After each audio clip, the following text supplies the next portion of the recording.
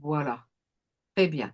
Donc, on va parler aujourd'hui du catholicisme en Corée, de l'Église catholique de Corée. Et je fais un partage d'écran avec mon PowerPoint qui est ici. Voilà. Donc, je vous dis déjà, comme tout à l'heure, je redis, hein, les premières images sont en anglais, mais je pense que tout le monde comprend. De toute façon, je vais traduire. C'est parce que j'ai repris les premières images que j'avais pour la présentation dans ce congrès en Corée, mais ensuite, toutes les images sont nouvelles, hein. Donc, je vous donne ici le plan. Alors, la première image, c'est comment l'Église catholique de Corée promeut le concept de réconciliation et de paix, pardon. Moi, je l'appelle aussi les actions de l'Église catholique de Corée pour promouvoir la réconciliation. Alors, le plan en premier, mais bon, ce sera avec des questions de Mouna, mais pourquoi l'Église catholique en Corée. Ensuite, je parlerai des programmes pour la réconciliation, d'abord avec la Corée du Nord, et ensuite, évidemment, avec le Japon, puisqu'on pourrait croire que la Deuxième Guerre mondiale est terminée, mais il n'en est rien de ce côté-là. Et ensuite, tous les problèmes à l'intérieur de la société coréenne, comment peut-on les réduire, essayer de les apaiser. Et ensuite aussi un petit peu l'activisme de l'Église catholique en faveur de le développement durable, l'écologie, et vous les verrez, très actif contre un projet d'extension d'un aéroport. Voilà. Alors, maintenant, Mouna, je te laisse la parole. Voilà, bonjour tout le monde. Bonjour ma chère Bernadette. Alors, on a été ensemble. Là, j'ai fait mon premier voyage en Corée. J'étais ravie, grâce à toi, de me faire inviter. Donc, tu vas d'abord nous expliquer comment tu as eu l'idée d'étudier le catholicisme en Corée, parce qu'on va en Corée pour étudier toute autre religion, mais qu'est-ce qui t'a mis la puce à l'oreille de travailler sur le catholicisme en Corée? Alors oui, alors c'est vrai qu'on en avait discuté. C'est vrai que si je vais en Corée depuis maintenant plusieurs années, c'est tout le temps pour rencontrer les membres du groupe dont j'ai parlé il y a 2 ou 3 ans, Daesunjiliwe, c'est une religion strictement coréenne, traditionnellement coréenne, bien qu'elle soit récente, hein, donc pas du tout chrétienne, pas du tout catholique, etc. Mais j'ai eu cette idée-là, enfin, enfin, je me suis intéressée un tout petit peu au catholicisme en Corée il y a longtemps déjà, en allant au centre Beaulieu. Alors les Bordelais savent ce que c'est que le centre Beaulieu. C'est l'ancien séminaire qui est rue, pas de Pessac, mais rue, De jeunesse. merci, rue Saint-Genès. Je vois que Ferdinand Balibonera connaît, puisqu'il est prêtre, et donc il connaît le séminaire. Et ce centre s'appelle maintenant Louis Beaulieu. Alors je m'étais dit, tiens, enfin je ne m'étais pas trop posé de questions, mais j'ai vu une plaque. Il y a une petite plaque qui dit Louis Beaulieu, martyr né à Langon, martyrisé en Corée en 1866. Et donc, alors le voilà, je vous le montre tout de suite. Donc, il est né à Langon en 1840. Il est parti donc missionnaire avec les missions étrangères de Paris. Et puis, il a été exécuté. On leur a coupé la tête, comme à d'autres, presque aussitôt, 6 mois après son arrivée, etc. Donc, je m'étais dit, tiens, voilà, il y a quelque chose là qui m'intéressait, puisque j'aime bien les phénomènes un petit peu minoritaires. Et puis, ensuite, et je vous en parlerai un tout petit peu dans une minute, c'est de voir en fait la taille tout à fait intéressante de la cathédrale catholique en plein centre de Séoul. Donc ça, j'en parlerai un petit peu plus tout à l'heure. Alors maintenant, donc ici, Alors pourquoi c'est que j'ai... Excusez-moi ici. Voilà. Donc je vous montre maintenant les cartes, d'accord? Donc vous imaginez, alors évidemment, Monsieur Singaravelou, géographe et spécialiste notamment de l'Asie de l'Est, n'a pas besoin de la carte, mais vous voyez ici la toute petite Corée, qui en plus ici, c'est la péninsule de Corée, ça inclut la Corée du Nord, mais vous voyez sa position, elle n'a pas encore été avalée par la Chine, ni encore avalée par le Japon. Donc les Coréens sont d'un nationalisme tout à fait fort, puisqu'ils ont résisté à ces deux empires. Et là, vous voyez la Corée telle qu'elle est, telle qu'on peut l'imaginer maintenant, avec la fameuse zone ici démilitarisée, voilà, qui sépare les deux. Et la Corée du Nord est quand même un petit peu plus grande que la Corée du Sud. Mais si à la fin de la guerre de Corée, donc 1950-1953, la Corée du Sud était totalement ravagée, eh bien, c'est devenu assez vite, hein, en quelques décennies, la 10e puissance économique mondiale, il y a à peu près une dizaine d'années. Alors maintenant, elle est 11e ou 12e, ça dépend des années, mais c'est tout à fait fulgurant. Et la population a énormément augmenté pour stagner complètement maintenant. Ils sont à peu près 50 millions. Donc c'est une densité importante parce que le pays est tout petit, hein. Mais la natalité, évidemment, est très basse, donc la population ne croît plus. Mais bon, c'est un phénomène un petit peu généralisé, mais particulièrement grave en Corée, au Japon. Mais il s'ouvre de plus en plus à l'immigration, essentiellement une immigration de la région. Donc pour nous, étrangers, il est difficile de percevoir les immigrés. Il y a beaucoup d'Indonésiens, de Philippins, de Vietnamiens, etc. Mais les chiffres augmentent sans arrêt. Voilà, donc ça, c'est les deux cartes que je voulais vous montrer. Je vous ai montré donc Louis-Bernard Beaulieu. Voilà. Donc, alors, quand je vous ai dit que j'avais visité la cathédrale, je l'ai visitée il y a plusieurs années, donc pas cette année, enfin je l'ai déjà vue, hein. Et cette cathédrale est absolument en plein centre de Séoul.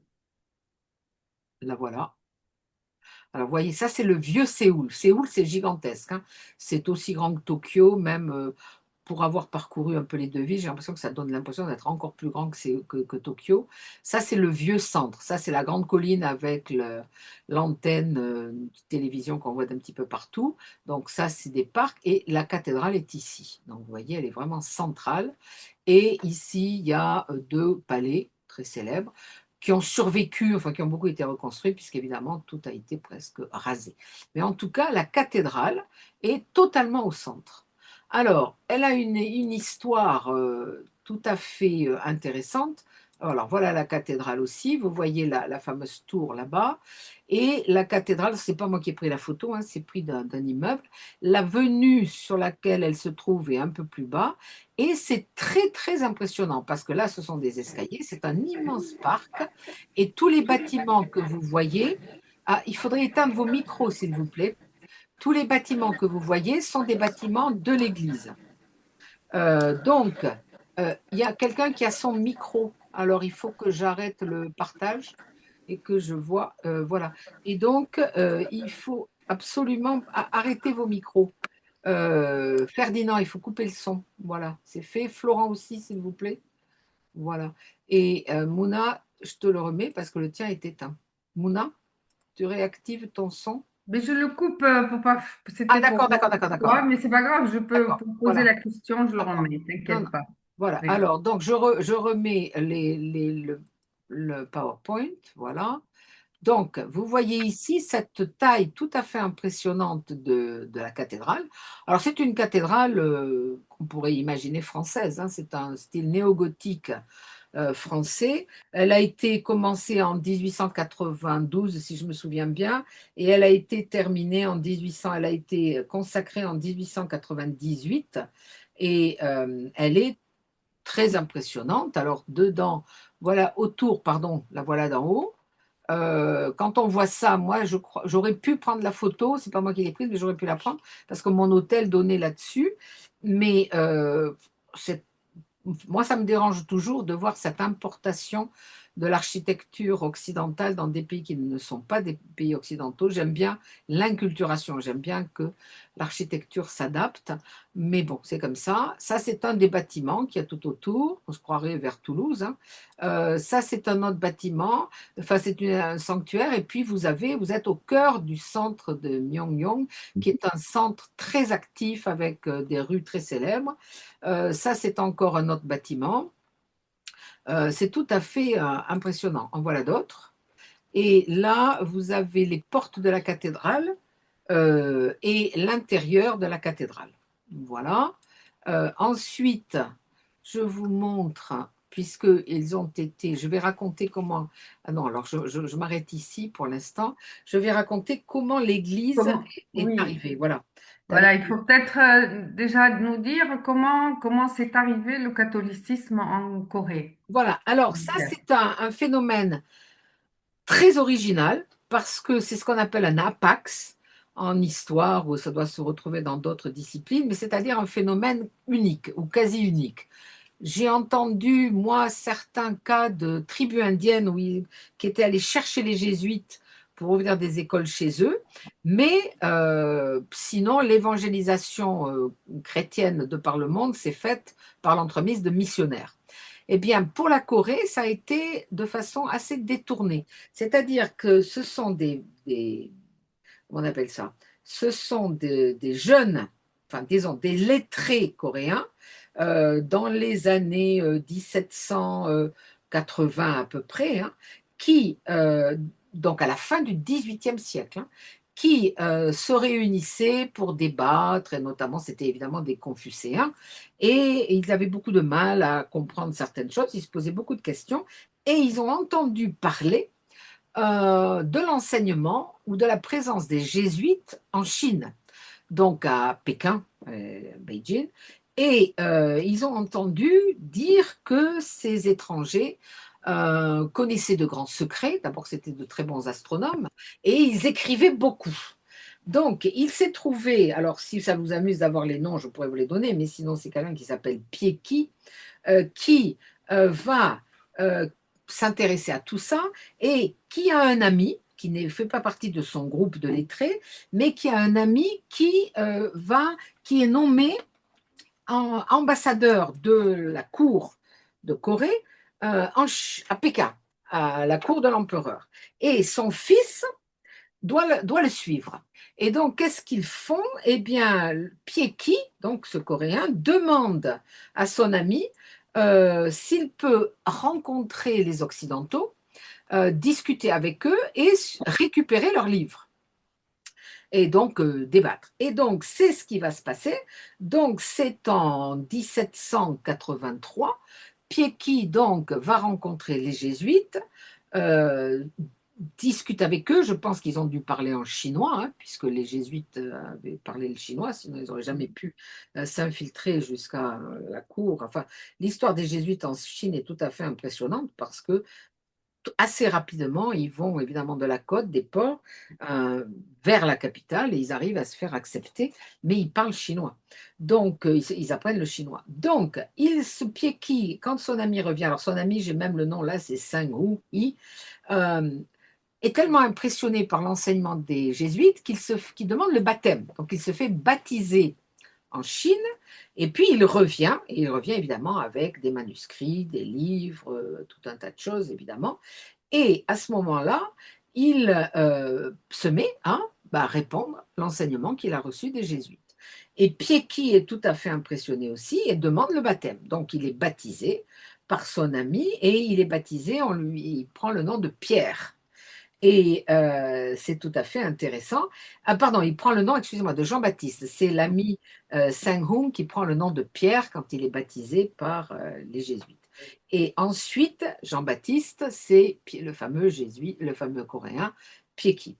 Puis, les deux, enfin, ils sont tout un petit groupe, hein, se mettent à enseigner, donc évidemment auprès de leurs amis d'abord, et un certain nombre de gens se convertissent.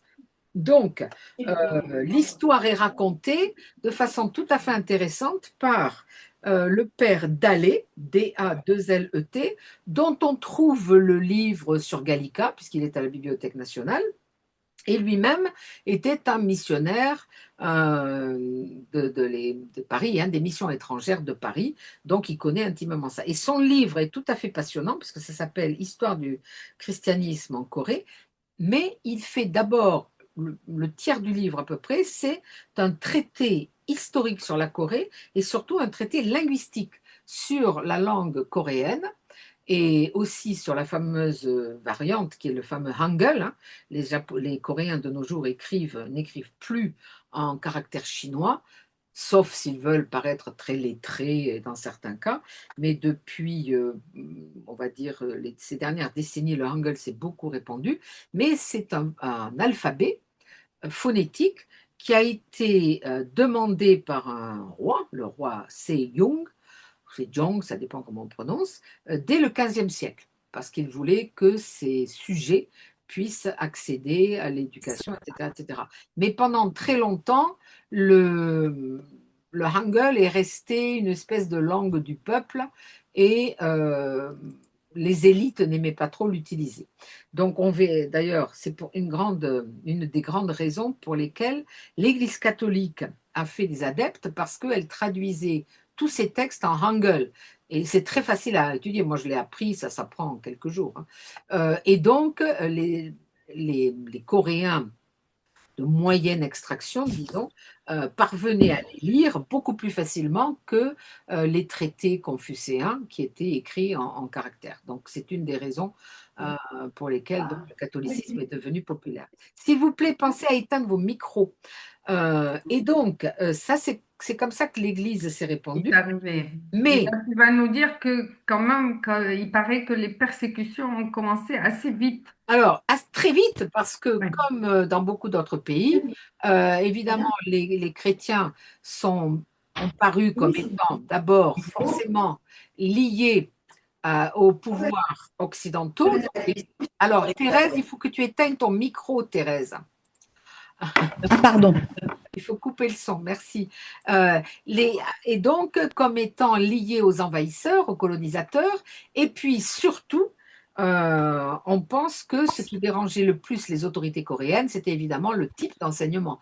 C'est-à-dire d'abord, eh bien, un Dieu unique, un Dieu personnel, également l'idée qu'il ne fallait surtout pas garder des esclaves, donc les chrétiens luttaient contre l'esclavage, lutter également contre la polygamie, et donc tout un tas, si vous voulez, non seulement de règles sociales, mais aussi de concepts théologiques qui dérangeaient les élites. Donc les persécutions ont été féroces, c'est-à-dire qu'en fait, on rassemblait, mais ça se produit encore de nos jours, comme vous savez, notamment en Iran, Comment même si, alors l'Église a pu voilà. triompher? Alors, d'abord, les massacres, et c'est là que le fameux Beaulieu de Langon et de Bordeaux Oui. a été exécuté en 1866. Puis après, ça s'est calmé.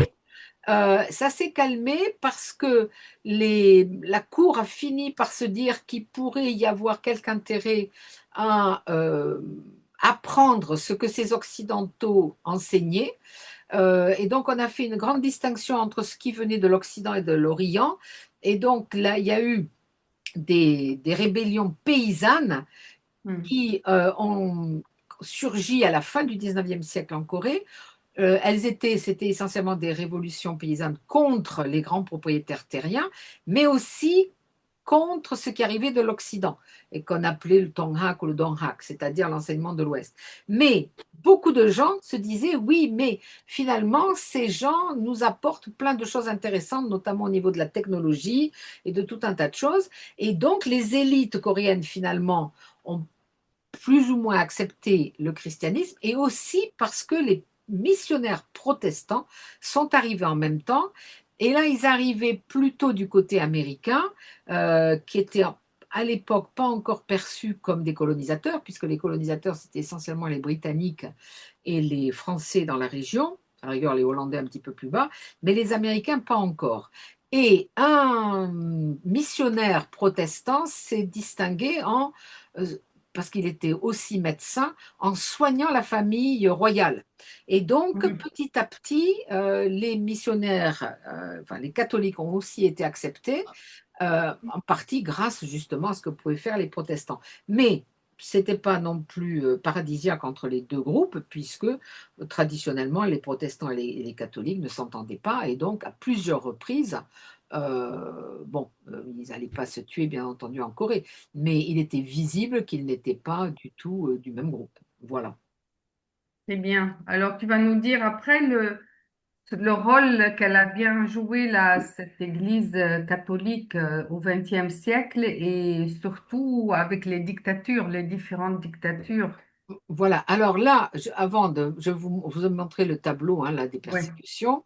Alors, pendant les dictatures, j'arrête un petit peu parce que je n'ai pas vraiment d'image à vous montrer là-dessus, ouais, mais pendant la colonisation japonaise, ce qui est tout à fait intéressant, c'est que les Japonais ont autorisé on laissait, alors la colonisation japonaise, hein, c'est fin 19e, ils envahissent la Corée et ils en font une colonie, une véritable colonie, à partir de 1910, mais ils arrivent déjà avant, jusqu'en 1945, comme vous savez, hein, puisqu'ils sont, évidemment, ils ont perdu la guerre, donc ils sont partis à ce moment-là.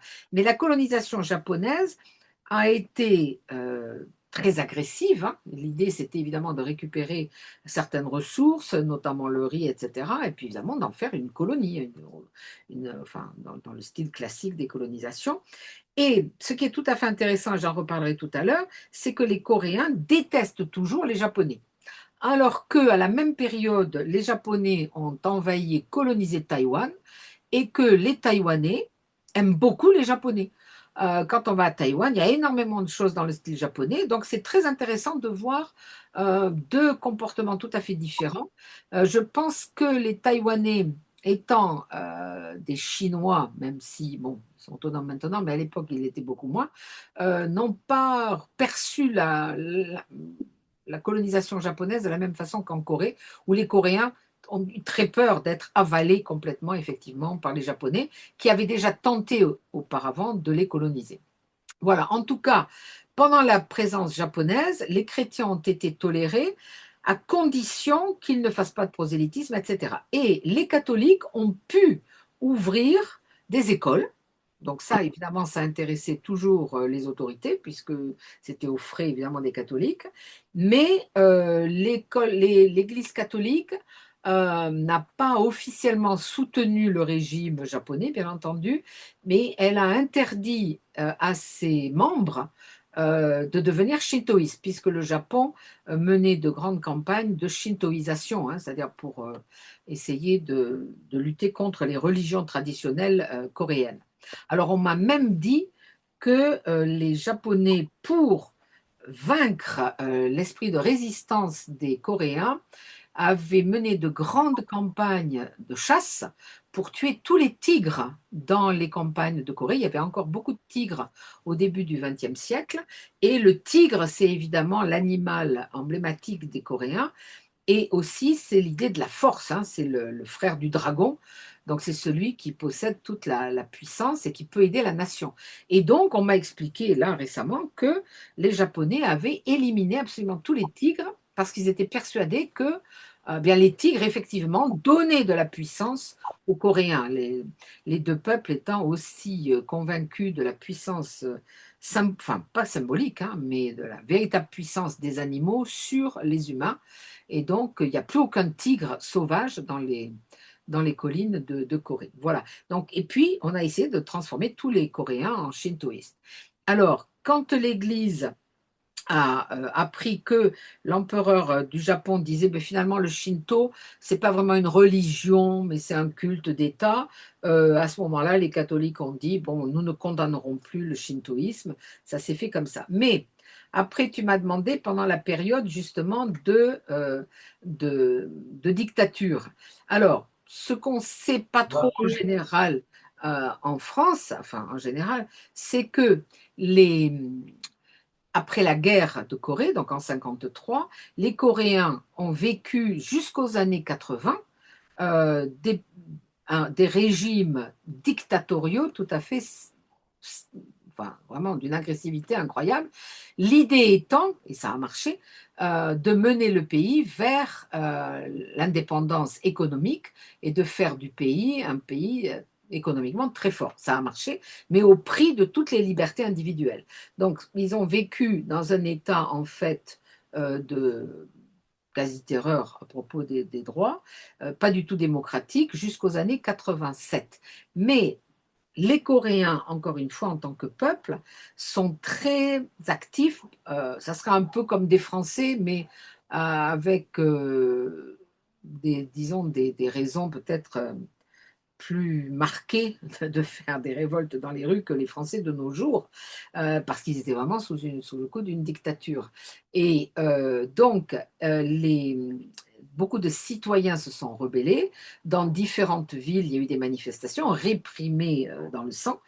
Et les activistes, enfin les militants, on trouve, même s'ils n'étaient pas catholiques, ont trouvé refuge dans les églises catholiques.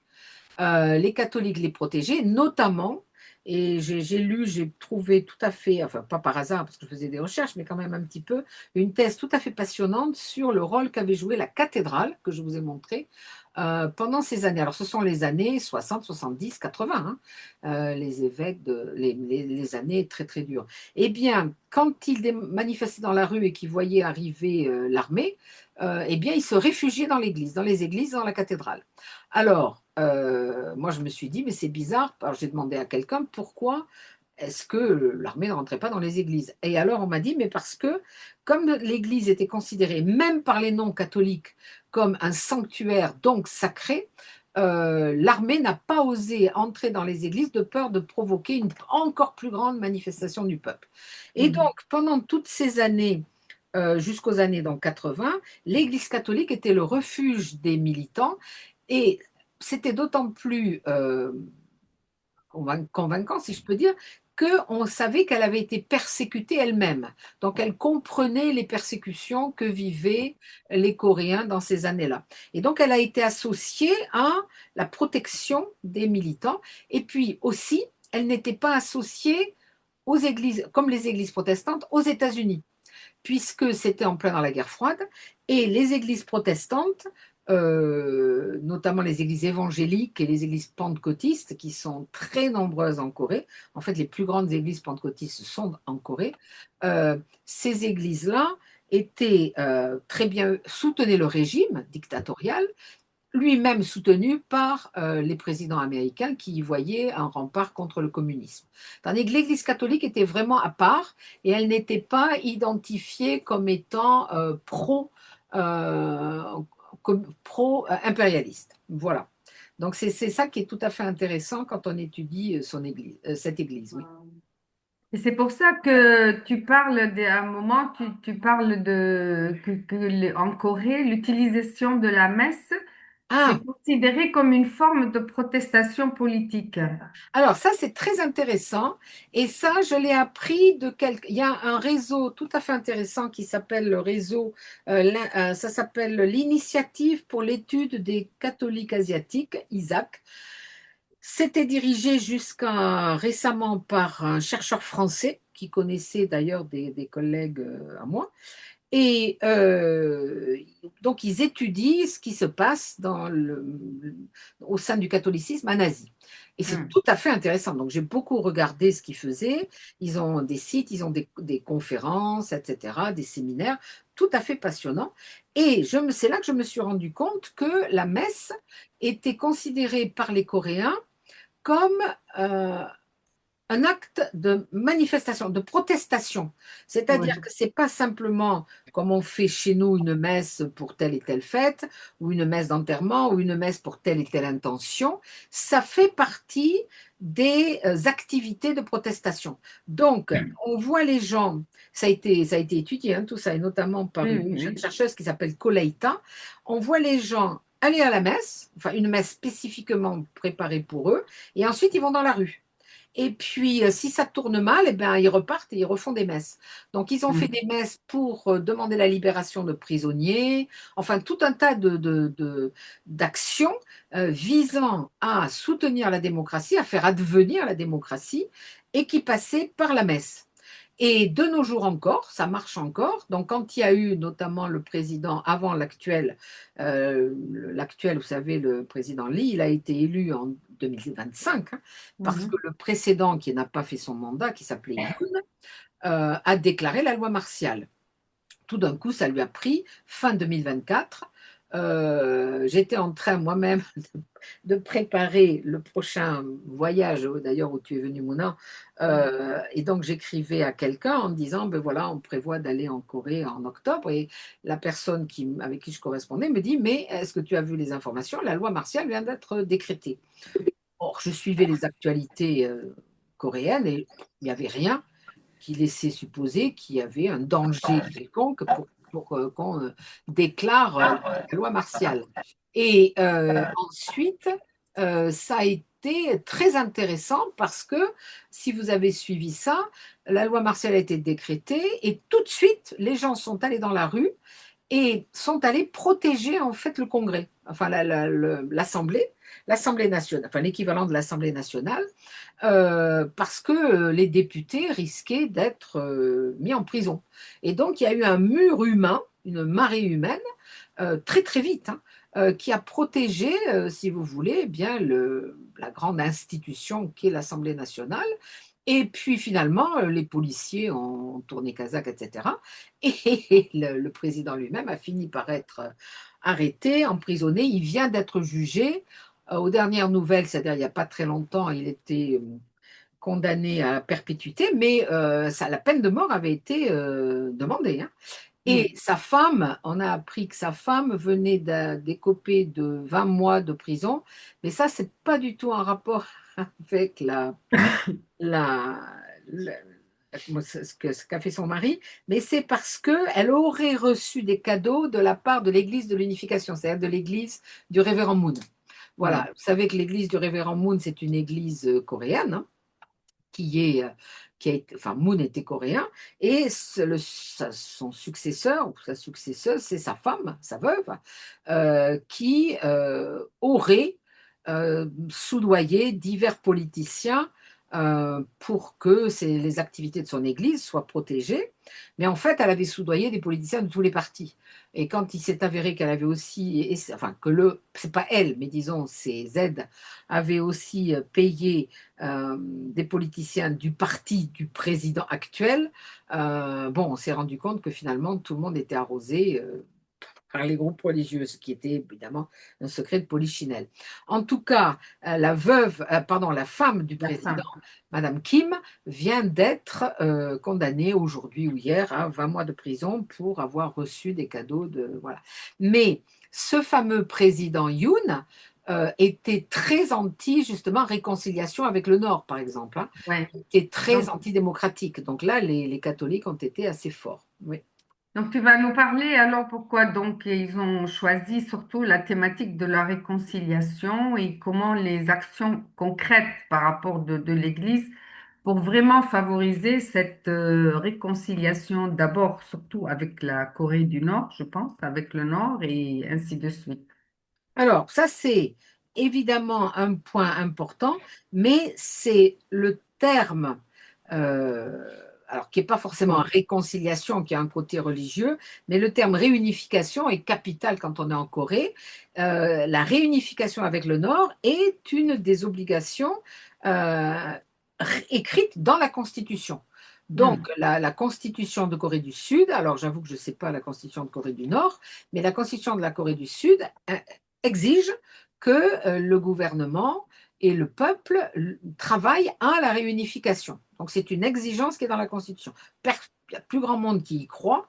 Et puis ça poserait même, enfin j'ai un étudiant qui a fait sa thèse sur cette question et qui justement a bien vu que ça gênerait beaucoup de gens. Ça serait bien plus difficile à réaliser que la réunification des deux Allemagnes et que en fait personne n'en a envie. Mais c'est dans la Constitution et les Coréens sont très attachés à leur Constitution.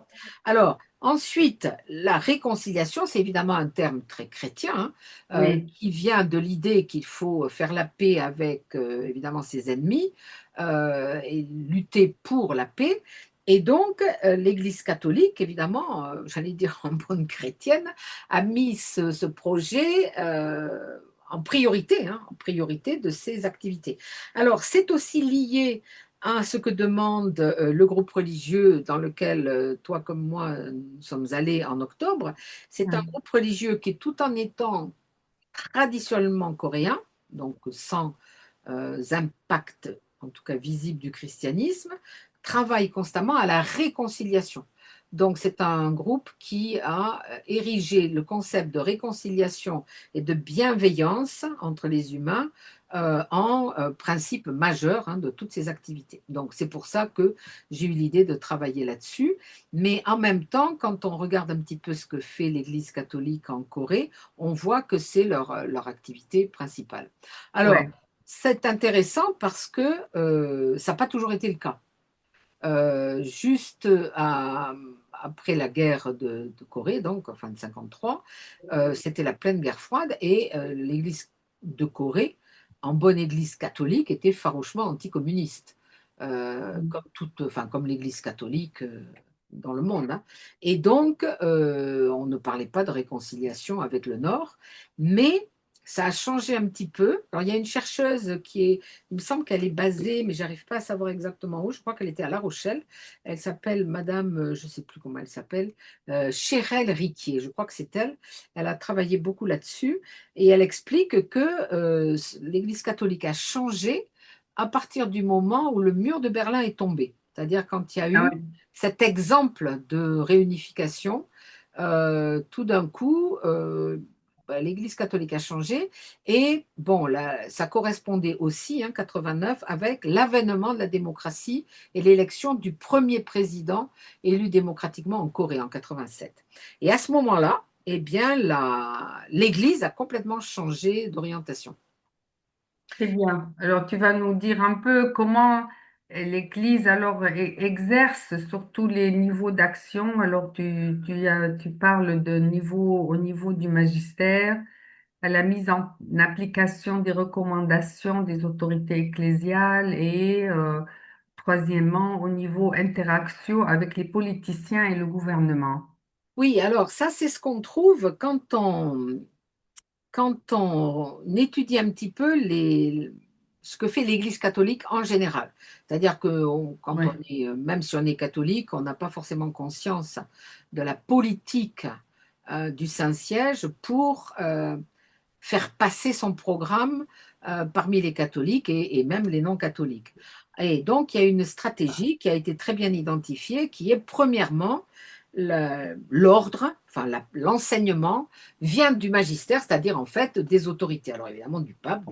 C'est ce que j'avais fait quand j'ai fait l'entretien sur écologie et religion et que j'ai parlé de la fameuse encyclique Laudato Si. Je pense que oui, je l'ai mis sur Internet, donc vous pouvez le voir. Mais là, c'est typique, c'est-à-dire que le pape va avoir une parole et ensuite, cette parole est diffusée par tous les niveaux de la hiérarchie catholique, qui est particulièrement bien organisée et en principe efficace. Donc, il y a tous les relais, et notamment en Corée, évidemment, eh bien, il y a les relais aussi, il y a une hiérarchie, enfin, il y a le cardinal, etc., etc. Mais ensuite, ça passe donc d'abord par les évêques. Alors, mais bon, ça serait trop long à lire ça oui, maintenant, mais je pourrais vous envoyer, si ça vous amuse, ce que j'ai pu écrire. L'archevêque de Séoul, qui est quelqu'un de tout à fait impressionnant, qui s'appelle alors il s'appelle Pierre, lui aussi, Sun Tae-chung, a fait en 1924 un sermon tout à fait impressionnant, vraiment passionnant quand on le lit. C'est un grand morceau de théologie chrétienne sur l'unification avec le Nord. Donc ça, enfin, je ne vais pas vous le lire d'abord, enfin je oui. pourrais, mais je peux vous les envoyer si vous voulez, ça sera plus simple. Donc ça, c'est le premier niveau, l'archevêque évidemment, relayant le magistère, le Saint-Siège. Puis, ensuite, ce qui est le plus intéressant de mon point de vue, c'est comment ça se transmet en acte, c'est-à-dire comment vont faire les catholiques. Alors, ils sont très organisés. Alors, chez nous aussi en France, l'Église catholique est très organisée. On voit régulièrement les actions qu'ils peuvent entreprendre. Et comme l'Église catholique est encore un énorme bloc, la religion principale, c'est-à-dire une espèce de mono-religion chez nous, on le voit moins. On voit moins et on parle moins de ce que va faire le secours catholique, etc., etc. En Corée, la situation est très différente puisque c'est un grand pluralisme religieux et les catholiques ne représentent que 11% de la population. les protestants un petit peu plus, dans les 20%, les bouddhistes une trentaine de pourcents, et puis le reste se déclare quand il y a des sondages sans religion, mais en fait ils veulent dire sans religion institutionnalisée, comme quand nous on dit est-ce que vous êtes musulman, bouddhiste, protestant, méthodiste, etc. Voilà. Mais l'Église catholique est donc minoritaire. Et traditionnellement, toutes les religions minoritaires, alors soit elles décident de rester minoritaires, je ne sais pas moi, si je parle par exemple des témoins de Jéhovah, on a fait un très bon entretien là, avec le représentant, le porte-parole des témoins de Jéhovah en France, je vous le recommande, il m'avait passionné, je l'ai fait au printemps dernier. Euh, oui, je crois.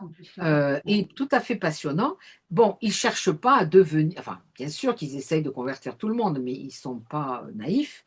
Ils savent très bien qu'ils ne vont pas convertir toute la population française. Donc, ils savent qu'ils sont une religion minoritaire et ils sont attachés à leur statut minoritaire, ça ne les dérange pas outre mesure. En revanche, l'Église catholique, quand elle est dans des pays comme la Corée où elle est minoritaire, elle veut montrer que, en fait, elle est une branche de l'Église universelle qui, après tout, est la plus grosse institution religieuse au monde. Hein. C'est 1 milliard, pardon, 400 millions de membres baptisés. Les protestants ne sont pas forcément aussi nombreux. Les musulmans sont un petit peu plus nombreux, mais ils sont divisés, etc. L'Église catholique, c'est un seul, enfin, vous savez tous, hein, c'est une seule institution, un seul chef, etc., etc. Donc, c'est des mesures. Et en Corée, donc, l'Église catholique, eh bien, agit énormément et de façon visible pour montrer qu'elle représente bien l'Église universelle. Alors, qu'est-ce qu'ils font? Eh bien, ils sont réunis dans tout un tas de groupes. Alors, je vous passe aussi les noms, mais il y a tout un tas d'associations et surtout, ils font du concret. Donc, quand les relations avec la Corée du Nord sont possibles, en ce moment, elles ne le sont pas. Mais ils envoient énormément de nourriture, de médicaments, enfin de l'humanitaire si vous voulez. D'ailleurs, le travail, c'est Caritas, hein, souvent qui fait ça. Donc, ils font tout ça. Ils essaient de communiquer avec les gens. Alors, je pense ici, je vais vous montrer les photos de la fameuse zone démilitarisée, parce que c'est toujours très impressionnant. Je repartage mon écran, vous allez voir. J'ai mis plein de photos. Voilà, vous avez. Alors, ça, je suis sur la zone démilitarisée, et ça, c'est la Corée du Nord. Donc, vous voyez les plages où sont morts des milliers de gens. Mais vous distinguez ici ce qui est en fait une ligne de voie ferrée. Alors, j'avais demandé, j'ai dit, ah bon, il y a. Ah oui, ben oui, il y a quand même. C'est pas coupé complètement. Il y a une ligne de voie ferrée où transite du matériel, du matériel humanitaire ou technologique ou des produits divers. Il y a un commerce quand même qui existe. Alors parfois elle est fermée complètement, parfois elle est ouverte, mais ça circule quand même. Et c'est une photo ensuite que je vous montre que j'aime beaucoup. C'est moi qui les ai prises, hein, ces photos, parce que là, c'est très bien fait. C'est-à-dire que vous avez la zone démilitarisée, puis vous avez, alors c'est une zone, moi je suis évidemment là où je prends la photo, et puis sur 4 ou 5 kilomètres, c'est vraiment démilitarisé. Hein. Bon, sauf ici, c'est-à-dire qu'en fait, il n'y a rien. Donc là, il y a une voie ferrée, mais après, il n'y a strictement rien. C'est un no man's land. Il y a des mines, évidemment. Et puis, il y a toute une végétation et surtout une faune impressionnante parce qu'elle n'a jamais été dérangée par les humains depuis 1953. Donc, c'est un espace très intéressant. Mais surtout, il y a rien qui se passe, mais on envoie aussi des choses par ballon. Vous avez récemment les Sud-Coréens, sous la présidence de Yoon, par exemple, qui envoyaient des ballons avec des messages contre le communisme, contre le régime. Et en échange, les Coréens du Nord envoyaient des ballons, vous avez peut-être vu ça, remplis d'excréments humains. Et donc, alors les ballons avec le vent, ça arrive en Corée du Sud et puis ça explose. Donc, vous aviez des ballons qui arrivaient. Alors, c'est pas des gros dirigeables, hein, c'est pas des montgolfières, mais c'est quand même des ballons qui arrivent et qui font ça. Donc, ils ont des rapports pas toujours sympathiques, notamment, je vous dis, sous la présidence de Yoon. Et c'est pas encore très, très charitable. Mais quand c'était possible, ils envoient beaucoup de nourriture. Puis surtout, ils essaient, si vous voulez, donc d'avoir des relations avec les quelques catholiques qu'il peut y avoir là-bas. Et puis aussi, ils essaient de sensibiliser les jeunes à la situation. Parce que bon, les jeunes coréens, vous savez, vous êtes tous au courant de la musique coréenne et tout ça, ils sont un petit peu comme chez nous, pas guère sensible à ce problème de réunification avec le Nord. Eh bien, les catholiques, et peut-être avec des protestants, je ne sais pas, mais ils organisent par exemple des pèlerinages, et notamment un pèlerinage qui s'appelle les Vents de la Paix. Et donc, ils organisent en Corée du Sud des départs, bon, comme nous on fait pour Lourdes par exemple, et c'est aller à certains points de la zone démilitarisée, mais bon, ça veut dire marcher pendant un bon moment, parce que de Séoul, la zone n'est pas très loin, mais si vous venez du sud de la Corée, c'est 400 km ou quelque chose comme ça. Et apparemment, ce pèlerinage est conçu pour faire que les jeunes générations soient conscients de ce qui se passe. Alors, cette photo que je vous montre là, justement, c'est là où je suis. Je suis dans une espèce de zone touristico-commerciale. Donc, ce sont des grands bâtiments très jolis que l'on a construits. Et on a construit de façon intentionnelle, bien entendu, ce promontoire d'où vous pouvez voir le nord. C'est-à-dire qu'en fait, quand vous tournez les yeux, vous avez ça. Voilà. Et si vous tournez à gauche, eh bien vous voyez davantage les montagnes, etc. Mais vous pouvez faire des photos qui montrent bien le désespoir de ces Coréens qui regardent sans jamais pouvoir rencontrer leurs familles qui sont au nord. Alors, il y a eu parfois des rencontres. Il y a eu, les portes ont été ouvertes, on a pu rencontrer ces familles, mais c'est quand même assez rare. Et donc, il y a aussi ensuite des supermarchés. Mais tout s'appelle, par exemple, vous allez acheter du whisky de la zone démilitarisée, des cacahuètes de la zone démilitarisée. Donc, j'ai des photos, mais que je ne vous montre pas là. Mais c'est un côté assez étrange. Et surtout, ce qui, moi, m'avait beaucoup intéressé, c'est qu'en dessous, donc vous voyez, si je tourne la tête à droite, hein, quand je suis ici. Là, c'est pas, on n'est pas là, mais quand je tourne la tête à droite, voilà ce que je vois. Je vois une grande statue de Bouddha qui regarde vers le nord, et je vois toutes les pagodes, tout ce qui représente le bouddhisme. Et là, j'ai la Vierge Marie. Il y a une statue de la Vierge Marie. Là, il y a autre chose. Et un petit peu plus loin derrière moi, il y a un gros gong qui représente la religion plutôt taoïste, etc. Donc là, vous voyez que même la Vierge, elle regarde vers le nord, et Bouddha aussi regarde vers le nord pour essayer bah, de pacifier le nord, hein. Alors, bon, c'est pas très efficace tout le temps, mais ça fait partie de toutes leurs actions. Alors, ils font ça, ils font aussi des espèces, ils essaient d'avoir des échanges, mais bon, ça, en ce moment, c'est assez bloqué, mais et là, ça change un petit peu avec le président actuel. Voilà. Dis-nous alors, par rapport avec le Japon, comment ils font? Pourquoi il est nécessaire pour eux de se réconcilier avec le Japon? Alors, ça, c'est très intéressant aussi avec le Japon, parce que, comme je vous l'ai dit, les, euh, les Coréens ne supportent pas les Japonais, et Hmm. surtout, ils estiment que bien que les Japonais aient payé, hein, il y a eu des grosses sommes qui ont été données au fil des années, hein, pour dédommager les Coréens, puisque la colonisation, comme je vous l'ai dit, avait été très brutale, hein, et puis elle avait duré plus de 50 ans, hein. Et c'est une colonisation à marche forcée, hein. Alors, je ne vais pas comparer avec les colonisations françaises, mais ça a été très, très, très brutal. C'est dur, oui, Et oui.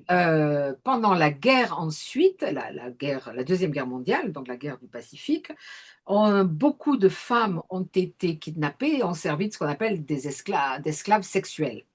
Donc, les Coréens ne sont pas des gens qui, même s'ils sont chrétiens, qui oublient et qui pardonnent facilement.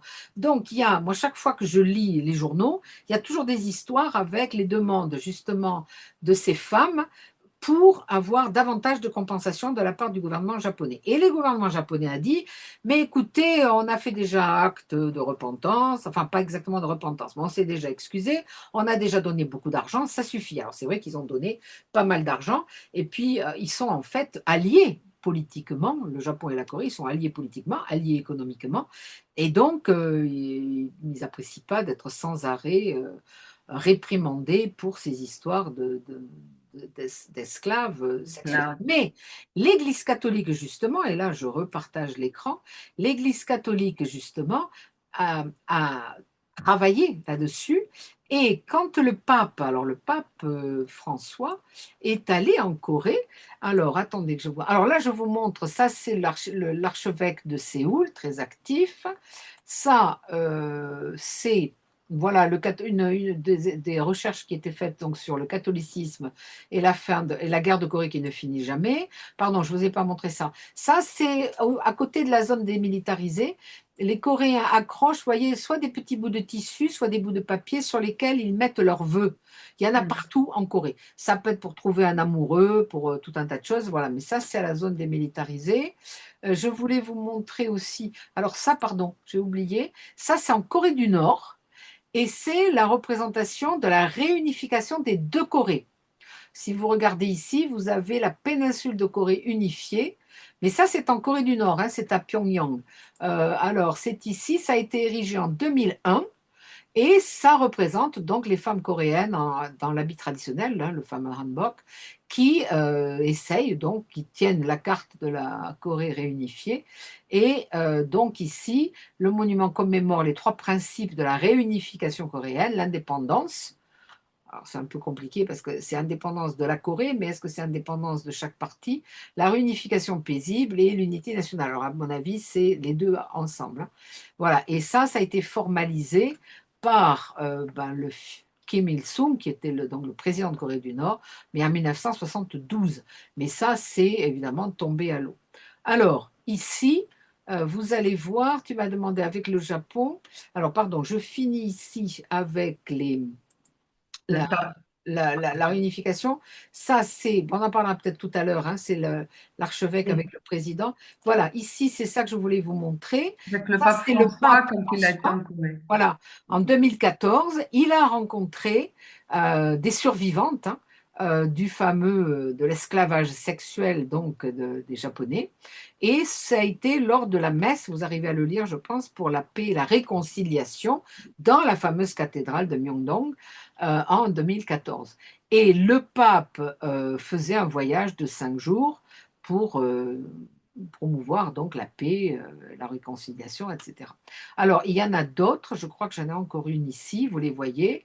Donc ça, voilà, vous les voyez, et ça, c'est à la même messe, hein, en 2014. Et ça revient sans arrêt dans les médias.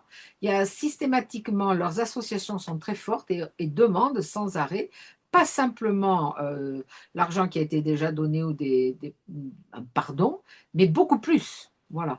C'est impressionnant, hein. Moi, ça m'a beaucoup impressionné. Ça fait partie comme tu l'as écrit, que l'Église qui essaye aussi de soulager les familles de victimes, ils ont leur propre tragédie Ah oui, nationale, oui, oui. Alors ça, récente ou pas. voilà, ils ont Donc, eu, on en a beaucoup entendu parler ici, hein. Alors, ouais. je crois que j'ai ça ici. Il y a eu, vous savez, alors je ne sais plus quand est-ce que c'est, il y a eu ce fameux ferry. Vous savez, au sud de la Corée, il y a une île très célèbre, Jeju, et tous les Coréens y vont en permanence. Et ils ont des ferries qui y vont, et notamment les jeunes, les, les lycéens adorent passer les vacances de Pâques, enfin l'équivalent de nos vacances de Pâques, sur l'île de Jeju. Donc, c'est en 2014, hein, voilà. Non, si, c'est ça, en 2014, il y a un ferry qui transportait des centaines de jeunes qui a coulé.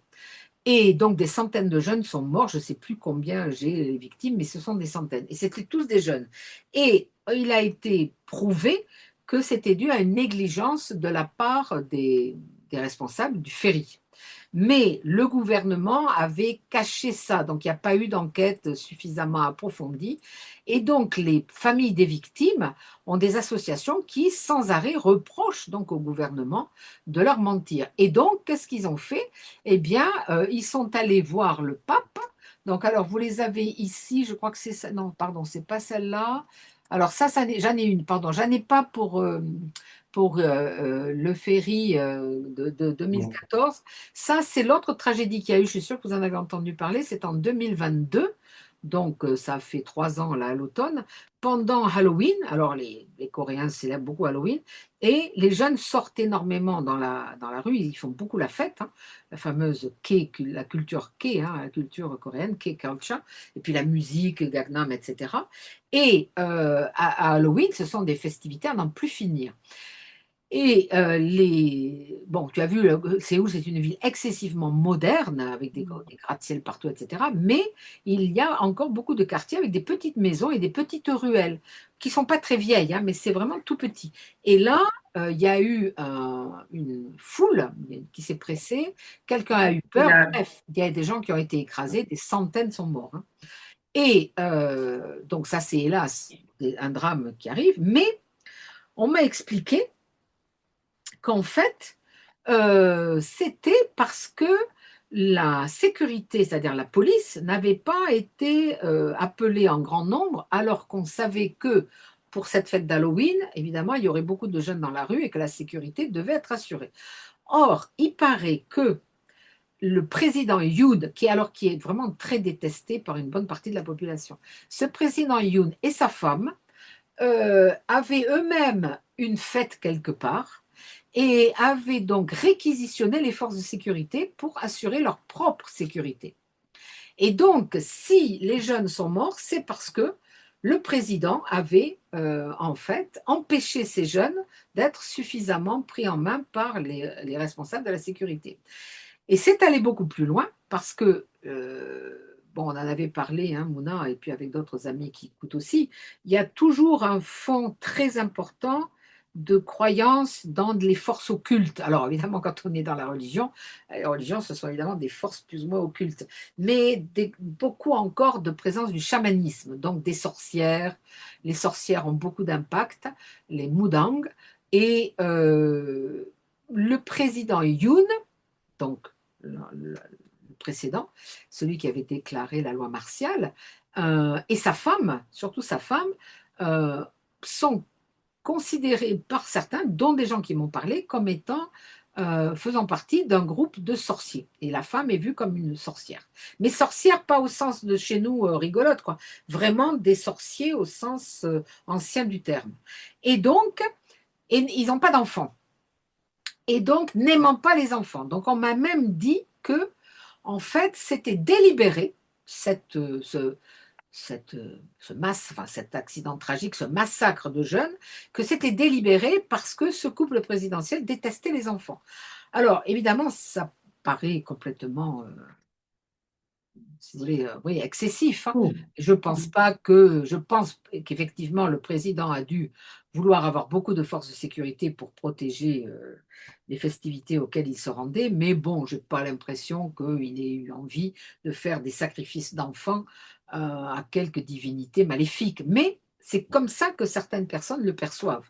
Et c'est pour ça que beaucoup de gens demandaient la peine de mort pour lui, pour avoir déclaré la, la, on appelle ça, pardon, la loi martiale La loi martiale. fin 2024. C'est tout à fait impressionnant quand vous parlez aux gens qui vous paraissent tout à fait rationnels par ailleurs, de dire non, non, ils ont fait ça pour offrir des sacrifices humains à leur divinité. Voilà. Alors, c'est vrai que la femme de Yoon, qui vient donc de récupérer 20 mois de prison. Elle a une tête tout à fait, vous irez chercher sur Internet, je pourrais vous la trouver, mais elle a plus de 65 ans et elle paraît en avoir 20 parce qu'elle est grande adepte de la chirurgie esthétique et les Coréens en général sont de grands adeptes de la chirurgie esthétique. Donc elle a une tête totalement figée mais qui fait très jeune. Et donc je pense que c'est pas difficile de faire croire à certaines personnes qu'en fait elle fait je sais pas, alors pas des messes, hein, puisqu'elle n'est pas catholique, mais qu'elle fait des rituels maléfiques, etc., etc. Donc, cette fameuse tragédie de Itaewon en 2022, l'enquête n'est pas terminée, les gens ne sont pas du tout contents. Et là, vous voyez, j'avais réussi à trouver cette photo, c'est une dame qui est venue voir le nouveau pape Léon XIV quand il a, je crois que c'était pour son premier mercredi Attendez, voilà, je crois que c'est son premier, voilà, c'est ça, c'est son premier mercredi, vous savez, de prière au Vatican, et donc il les a reçus. Voilà, c'est très, très émouvant de voir ça parce que ça montre que les gens font confiance aux autres catholiques, mais ne font absolument pas confiance à leur gouvernement. C'est tout à fait étrange. Alors, pour Ma parler, chère Bernie, parce que ça fait 1 heure que tu parles et oui, pour oui, leur oui, laisser un peu oui, oui, la place on pour a les presque questions. terminé. On a presque, Voilà, alors juste si tu peux préciser un peu par rapport à l'encyclique du voilà, pape Laudato François Si, Laudato voilà, Si, leur lien avec l'écologie et les voilà, et jeunes et le j'arrête, et c'est regard fini. des jeunes Coréens aujourd'hui à cette église catholique. Voilà. Alors oui, donc là, je l'avais appelé réconciliation avec la création, tout simplement parce que c'est ce que demande le pape François dans son encyclique, c'est l'expression qui est consacrée, réconciliation avec la création. Alors c'est l'idée que les humains ont péché, qu'en fait la catastrophe, le changement climatique, les catastrophes écologiques, etc., proviennent des péchés des humains. Alors bon, moi je trouve que c'est évidemment un petit peu aller vite, hein, puisque si on a exploité la nature, c'est aussi pour avancer technologiquement, se chauffer, nourrir les gens, etc. Je ne pense pas que ça parte d'une volonté de péché. Mais en tout cas, l'expression, c'est réconciliation avec la nature. Alors, le clergé catholique et les nonnes, qui sont d'abord, je crois que je les ai d'abord ici, pardon, excusez-moi, non, alors les voilà, non, ça, pardon, excusez-moi, voilà, les nonnes, les religieuses catholiques en Corée sont très actives, mais vraiment très actives. En France, les catholiques peuvent être très actifs, mais je n'ai pas vu, sauf erreur de ma part, de rassemblement de religieuses catholiques françaises aller dans la rue manifester. Donc là, elles manifestent contre l'extension d'un aéroport. Donc ça, c'est en 2022. Et ensuite, on va les voir avec les prêtres qui vont faire la même chose et qui rejoignent tout un tas de manifestants contre ce développement. Alors ça, ils viennent donc, ils vont faire la messe dont je vous ai parlé devant le bureau du président, donc devant le palais présidentiel, le 1er septembre. Écoutez, je ne sais plus de quelle année, mais c'est soit 2022, soit 2000. Alors, ça, non, c'est publié en 2025. Non, non, c'est cette année.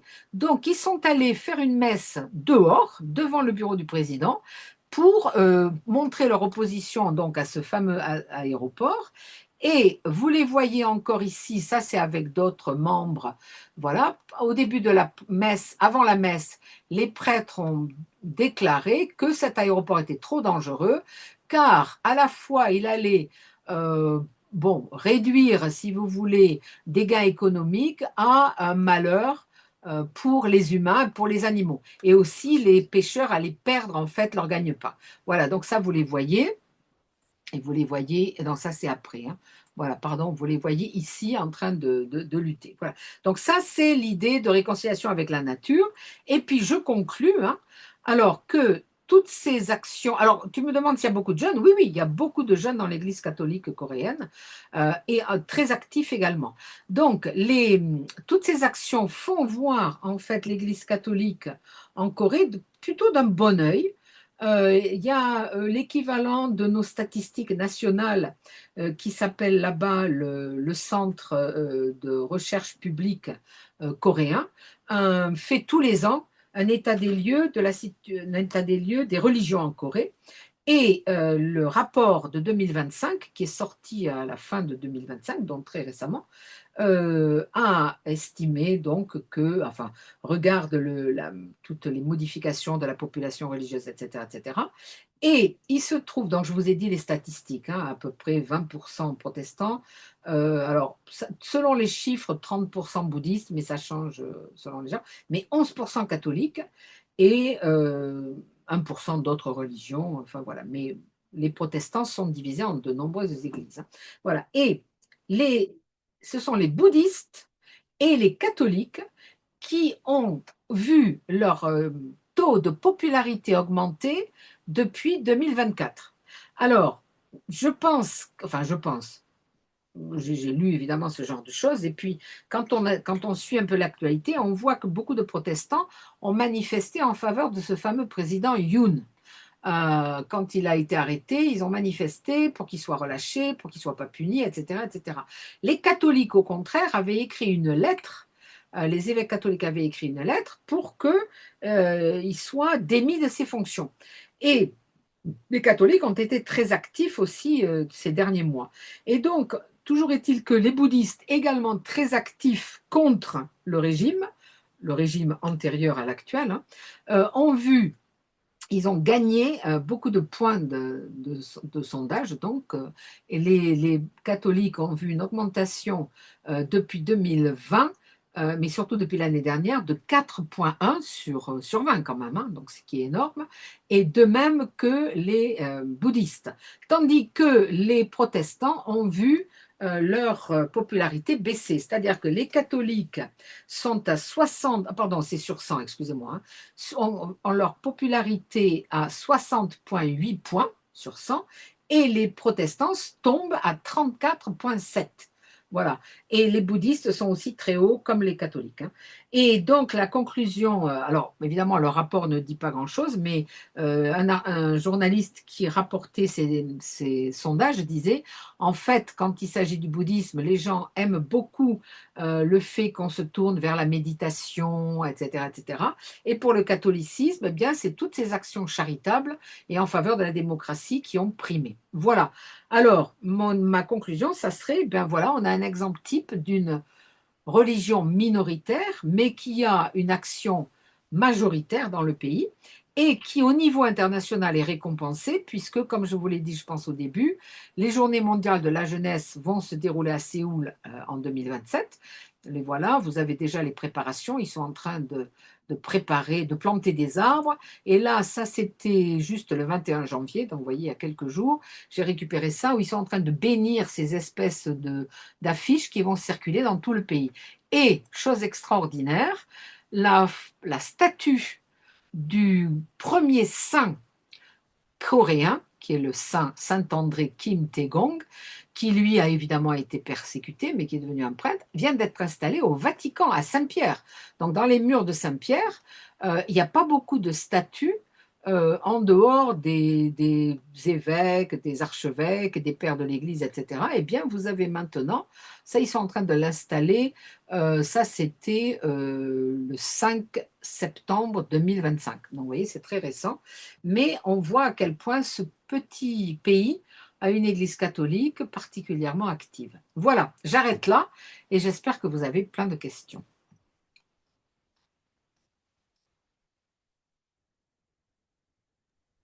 Voilà, oui, j'espère qu'ils vont te poser plein de questions à tout le monde. Alors, je ne sais pas s'il y en a. Alors, si vous avez des questions, alors je vois Mylène, voilà. Soit vous mettez, je ne sais plus, il y a quelque chose, ou vous mettez la main, je vous vois. Oui, Mylène. Oui, est-ce que vous vous souvenez de ce film que nous avons vu, je ne sais pas si c'est il y a 10 ans, 15 ans, sur les persécutions des prêtres jésuites en Chine? Au Japon, c'est pas au Non, Japon. non, non, en Chine. Alors, j'ai pas En vu en Chine. Chine. Et c'était très impressionnant parce que c'était des persécutions épouvantables. Et alors, il y avait du chantage. On disait aux prêtres d'abjurer, sinon ils allaient continuer à persécuter les populations qui s'étaient Oui. converties. C'est Est-ce pas que le vous vous film qui souvenez de s'appelle, ça? c'est pas le film qui s'appelle Silence. Ça, j'ai plus le souvenir Alors, parce qu'il y a un roman, je l'ai d'ailleurs hein, derrière moi, qui Hmm. s'appelle Silence, qui est de, je crois que l'auteur s'appelle Kenzo Endo, mais je ne jurerai pas. Mais c'est sur le Japon, parce qu'en Chine, il y a eu des persécutions, mais ça n'a pas été aussi horrible qu'en Corée et au Japon. Et Ah au bon? Japon, il y a eu des persécutions horribles. Et puis après, le Japon s'est fermé, hein. Vous savez que le Japon, quand il a vu arriver tous ces gens-là, il s'est fermé. Alors, c'est celui-là, parce que le film est horrible à regarder. Moi, je l'ai regardé, c'est Ah bon? insoutenable, hein. Oui, Oui, oui. oui. Et c'est Silence, il est sorti. C'est un grand metteur en scène de Hollywood qui l'a fait. Je vois Benoît que vous opinez. Vous voyez qui c'est qui l'a fait? Oui, c'est ça, Non. c'est C'est bien comment un film sur le Japon. Oui, oui. Et comment il s'appelle celui qui l'a fait? Ah, moi, C'est c'était Chine. vous pouvez chercher là parce que oui, Je oui. cherche. Non, Euh, mais enfin, peu si, si, importe. mais c'est C'est horrible. Oui, simplement. oui, oui, oui. C'est horrible. C'était Mais cette évocation, et quand maintenant vous parlez de l'influence oui, oui. des catholiques, ça paraît invraisemblable de voir la Oui, différence. oui, oui, oui. Euh, Mais bon, vous l'avez Évidemment, trouvé, c'est un film de Martin Scorsese. voilà, c'est de Scorsese. voilà, Voilà, oui, oui. Mais oui, mais bon, bravo. il faut s'imaginer que ce sont des pays qu'on a quand même pénétrés. Alors, on n'a pas colonisé la Corée. Il y a eu une mini tentative française d'aborder euh, et de les obliger à signer des traités, mais ça a été de très courte durée. C'est-à-dire que l'aventure impérialiste des Français en Corée a été, mais a existé. Il y en a eu une, hein, mais bon, ça n'a pas été grand-chose. Mais il faut s'imaginer, quand on voit chez nous, de nos jours, la réticence des gens envers une forme trop visible d'islam, ou si tout le monde tout d'un coup se mettait à construire des pagodes partout, je pense qu'on aimerait beaucoup moins le Dalai Lama. Là, il faut imaginer ces gens qui prêchent absolument partout, qui construisent des églises. Vous imaginez Séoul, 1898, le plus gros bâtiment, c'est l'église catholique. Et à l'époque, ils doivent être 3000 catholiques. Donc, c'est normal, si vous voulez, qu'un organisme réagisse. Je ne suis pas en train de dire bravo les persécutions, mais on peut comprendre. Et en outre, euh, et ça c'est toute l'histoire du christianisme, les persécutions sont en général très bonnes pour fortifier la foi de ceux qui sont à l'intérieur et se convaincre qu'ils sont dans la vérité. Et donc, très souvent, des groupes persécutés au départ vont ensuite triompher parce que ça leur donne une force extraordinaire. Ben, c'est l'histoire de tout le christianisme, hein. Voilà, ça les stimule, ça les convainc qu'ils sont dans la vérité et ça marche. Alors, il faut voir aussi, bien entendu, alors pour les catholiques, il n'y a pas eu l'apport occidental politique, mais il ne faut pas oublier que quand ils commencent à être acceptés, il y a tous les protestants qui sont là. Et alors eux, ils arrivent avec tout le soutien américain. Et alors, c'est tout à fait impressionnant en Asie de l'Est, à Taïwan comme en Corée. Bon, à Taïwan, il y a peu de chrétiens, mais il y en a. C'est de voir la force des missions presbytériennes. Parce que les presbytériens, moi je les connais bien en Écosse, mes amis sont des pasteurs presbytériens, etc. Donc je connais bien, ils sont très très discrets. Les églises sont très discrètes, etc. Mais en Amérique comme en Asie, les plus grosses églises à côté des catholiques, c'est celle des presbytériens.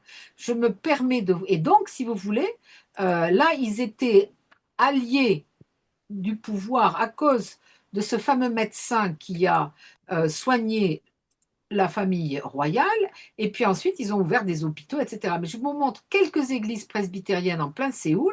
Donc je vous ai montré tout à l'heure l'église catholique, ça c'est la cathédrale, ça c'est les gens qui viennent à la mort de François, du pape François l'année dernière. C'était noir de monde, hein.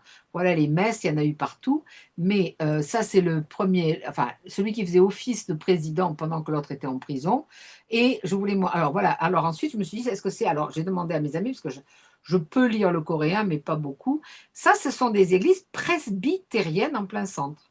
Mais elles n'ont rien autour, hein. C'est pas comme l'église catholique qui a un grand parc. Alors voilà, bon, ça c'est pris de voiture, mais vous voyez la taille des églises. Ça, ce sont des églises presbytériennes, hein, énormes, en pleine ville. Alors celle-là, elle est un peu inculturelle, elle fait un peu pagode, mais ça, c'est là comme ça, vous en voyez une énorme.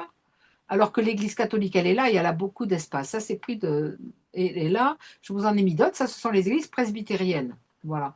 Donc, c'est tout à fait impressionnant de voir ça, mais ça s'explique, hein, par des phénomènes assez politiques. Alors, pour répondre encore à votre question, Mylène, il y a beaucoup de gens qui se sont intéressés, enfin, qui ont essayé de comprendre pourquoi le christianisme avait si bien pris en Corée et Oui, beaucoup moins au Japon.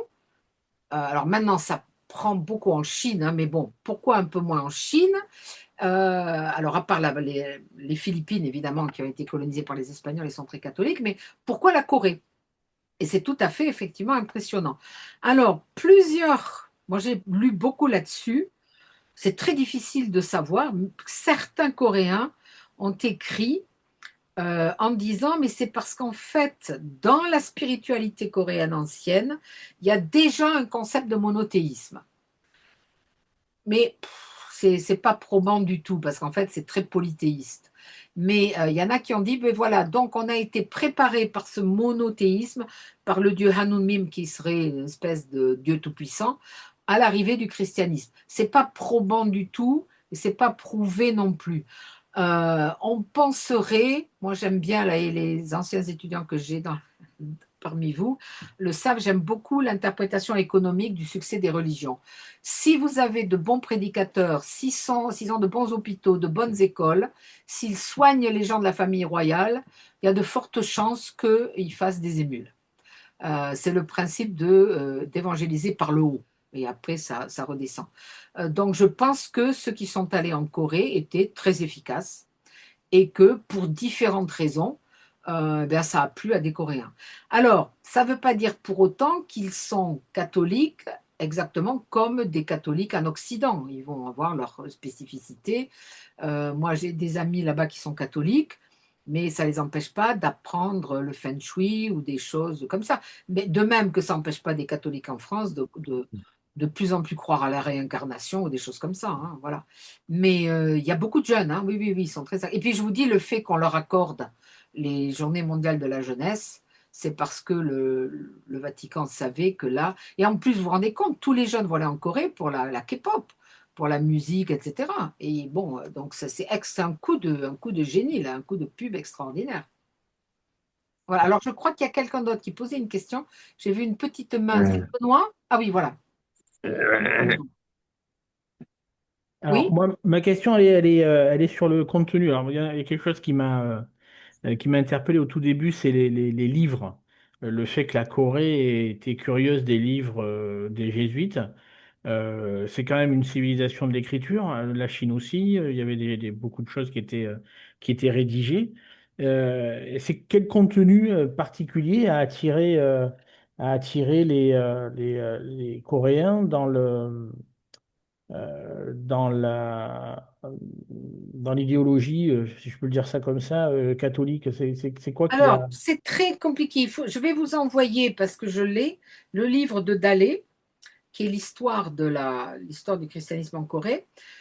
D'après ce que j'ai pu j'ai pas, je l'ai lu il y a plusieurs années, je ne me souviens pas de tout. D'après ce qu'on peut comprendre, c'est que les écrits confucéens étaient très confus, très difficiles à comprendre. Ah oui, enfin, Jean me dit confucéen, c'est normal que ce soit confus, mais non. Bon, mais c'était très difficile à comprendre, et en plus, fin 18e, apparemment, il y avait beaucoup de questionnements sur l'importance du confucianisme, qui n'est pas vraiment une religion, hein, qui est un mode de fonctionnement social et avec un grand respect des autorités, etc., etc.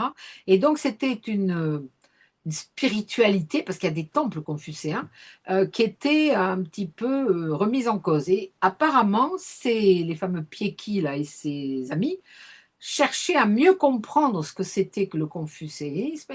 Et quelqu'un leur a... C'est à ce moment-là qu'ils ont entendu parler de ces savants qui, en Chine, avaient écrit des choses qui étaient tout à fait claires.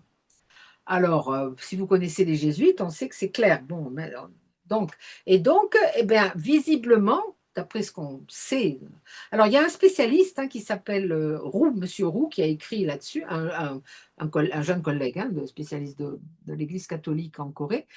Il faudrait vous lire ses écrits. Il en a écrit un qui est surtout sur la présence française là-bas. Il a dû appeler ça la Bible et le canon, enfin, je ne sais plus. Mais c'était des traités de théologie, hein. Les jésuites, ils partaient. Alors, ils avaient les traités d'astronomie, hein, puisque c'est comme ça qu'ils ont gagné la faveur des empereurs chinois, hein, puisqu'ils étaient de très très bons astronomes et ils connaissaient tout un tas de sciences que ne connaissaient pas les Chinois. Donc, c'est comme ça surtout qu'on les a acceptés à condition qu'ils enseignent. Mais il devait y avoir des choses donc très claires. Et puis, ils ont bien aimé visiblement cette idée d'un monothéisme. Alors, effectivement, le monothéisme par rapport... Enfin, moi, j'essaie de comprendre un petit peu le, la théologie du mouvement là, que j'étudie, mais c'est d'une complexité incroyable, puisque ils se disent monothéistes et polythéistes, donc déjà, il faut arriver à comprendre ça. Mais il y a une multitude d'entités divines qui sont les uns au-dessus des autres et pas forcément, ça dépend à quel...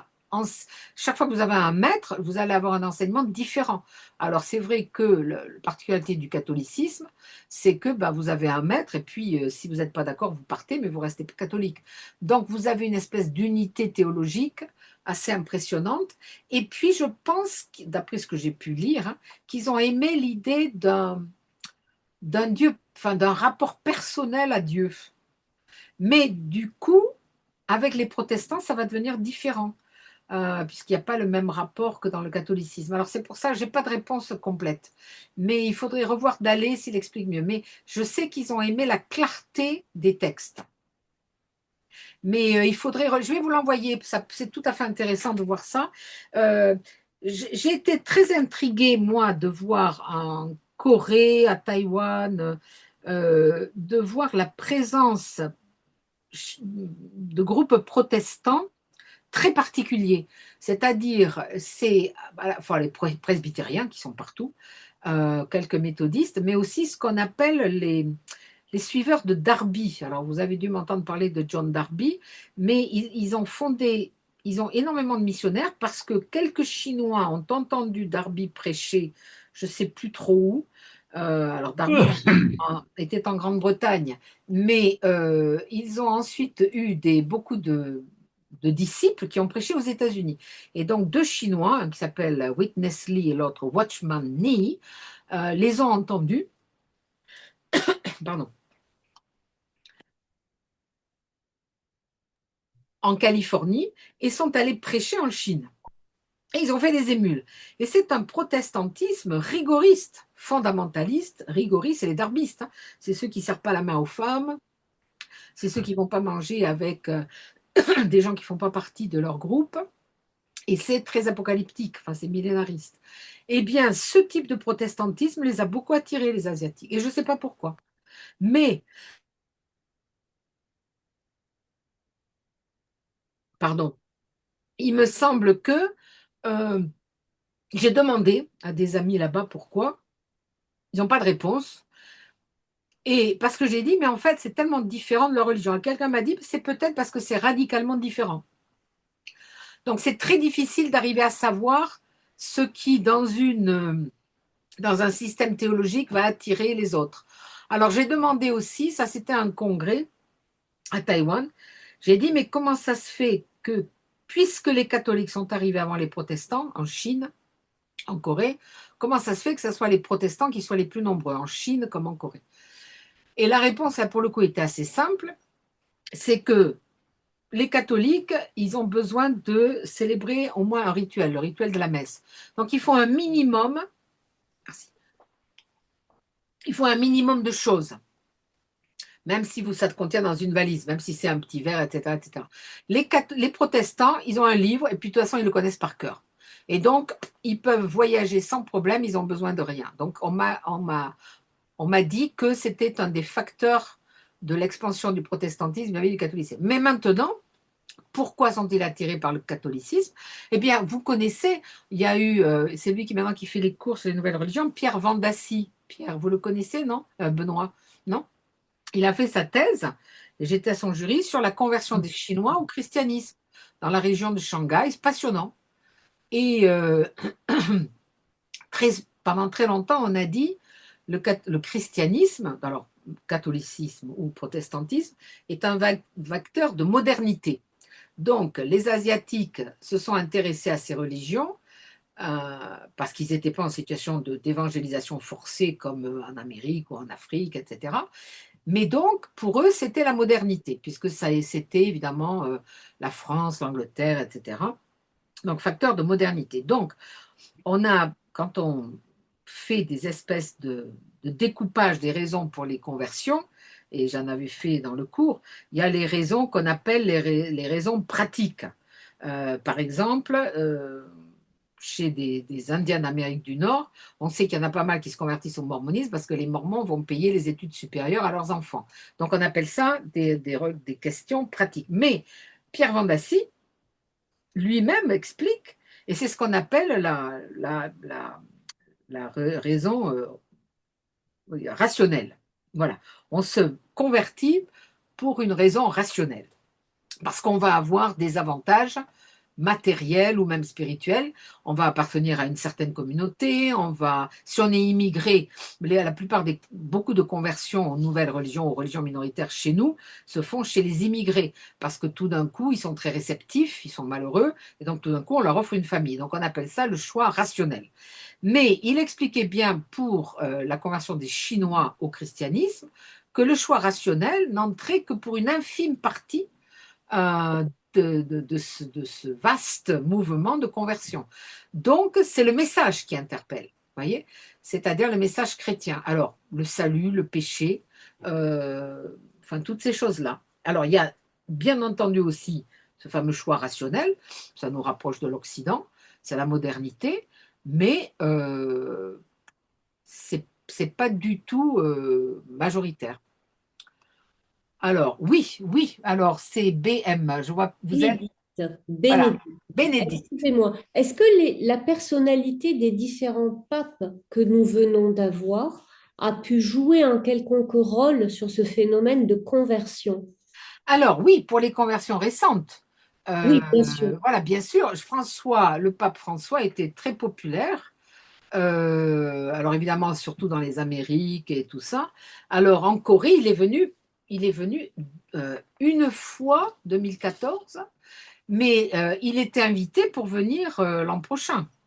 Donc évidemment, il ne va pas y aller, mais Léon XIV va aller aux rencontres en 2027 et il est attendu pour un voyage d'État.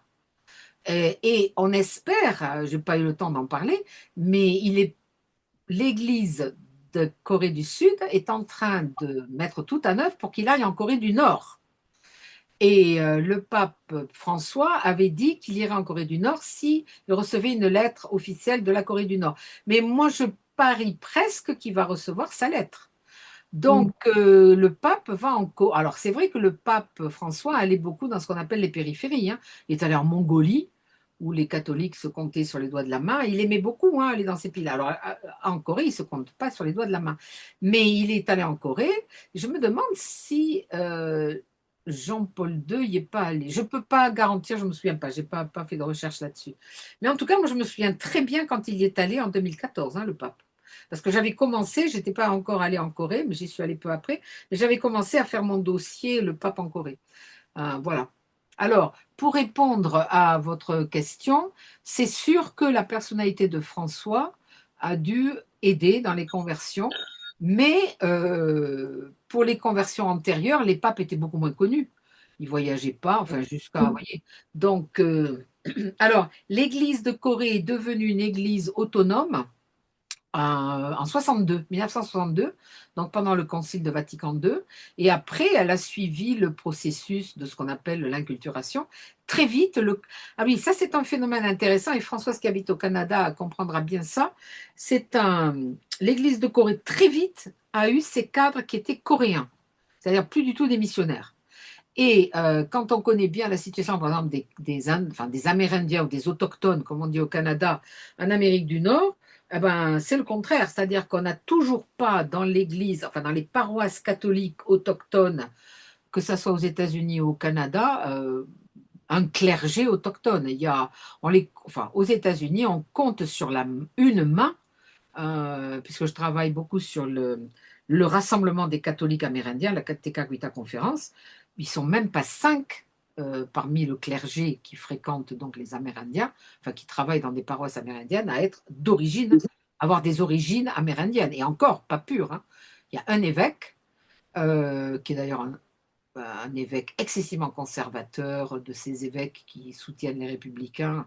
Enfin, les évêques catholiques commencent à prendre la parole contre la politique de Trump. Il y en a un aujourd'hui qui a dit qu'il ne fallait pas soutenir cette politique, mais en tout cas, je cherche son nom à l'autre évêque, là, mais il n'y a pas, c'est pour ça que le catholicisme indigène et autochtone en Amérique du Nord a du mal à se maintenir. Il n'y a pas d'encadrement dans le clergé. En revanche, chez les religieuses, oui, il y a beaucoup de religieuses autochtones, mais enfin, il y en a beaucoup, il y en a plusieurs, mais il n'y a pas de prêtres, enfin, il n'y a quasiment pas de prêtres. Il y a 2 ou 3 diacres que je connais.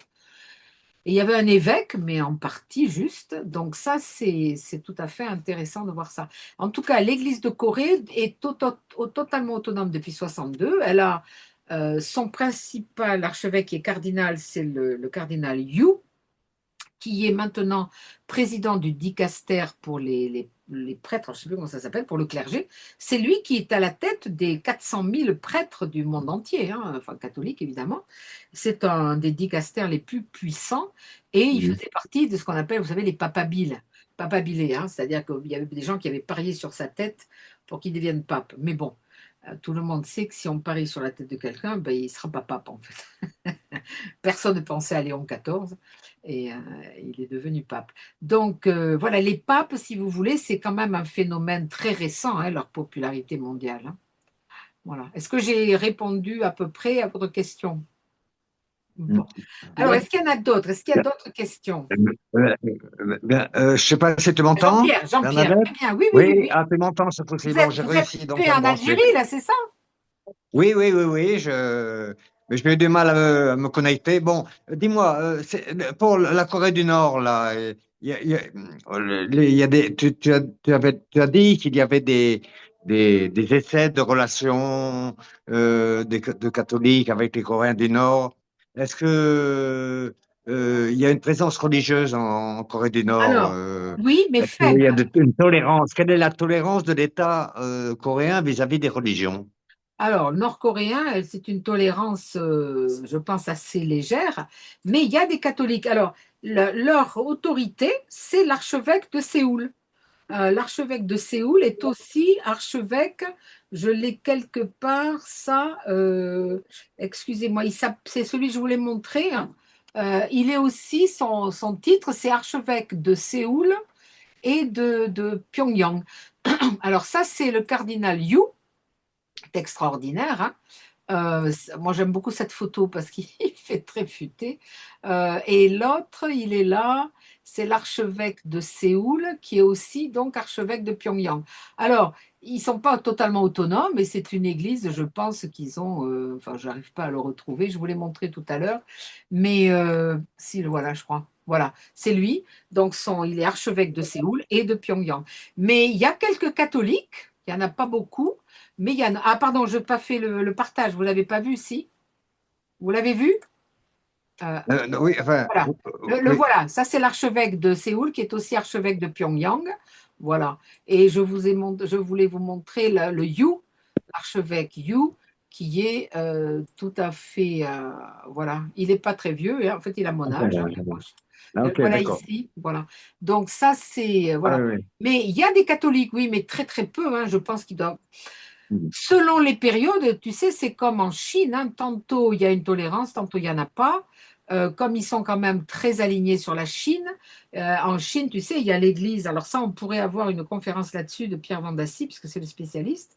Mais il y a ce qu'ils appellent, il y a trois niveaux hein, de religion en Chine. Il y a les religions autorisées, c'est-à-dire celles qui sont en système un peu concordataire, comme chez nous, en Alsace, Moselle, etc., et puis autrefois.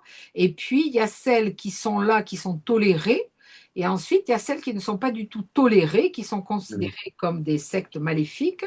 Et donc, le catholicisme est en deux parties. Il y a le catholicisme clandestin, euh, Mhm. qui est donc pas reconnu. Puis il y a le catholicisme autorisé avec le président du parti, en fait, Xi Jinping, qui nomme les évêques. Alors, les gens sont effrayés par ça. Je dis, mais c'était la situation en France. Pendant le Concordat, c'était le roi ou l'empereur qui nommait Comme les pour le Dalai évêques, Lama. etc. Voilà. En fait, les Chinois, mais qu'on insulte beaucoup à ce propos, ils suivent le modèle français.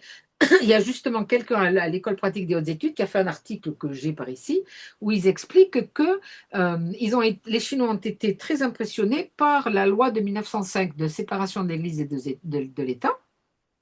Et ils ont beaucoup travaillé là-dessus. Et en fait, le modèle chinois de contrôle des religions dérive du modèle français. Alors, sauf que nous, on n'ouvre pas les gens, on ne fait pas de trafic d'organes, on ne les met pas en prison, mais c'est le même type de modèle. Et avec les autorités politiques qui nomment les évêques, comme ça a été le cas chez nous pendant des siècles. Hein, voilà. Mais je pense qu'en Corée, il n'y a même pas de nomination. C'est encore plus dur, hein, je pense. Enfin, c'est pas plus dur Ouais. certainement que certains aspects de la Chine, mais enfin, je n'ai pas entendu Au parler niveau, de nomination d'évêques, etc. Ouais. Mhm.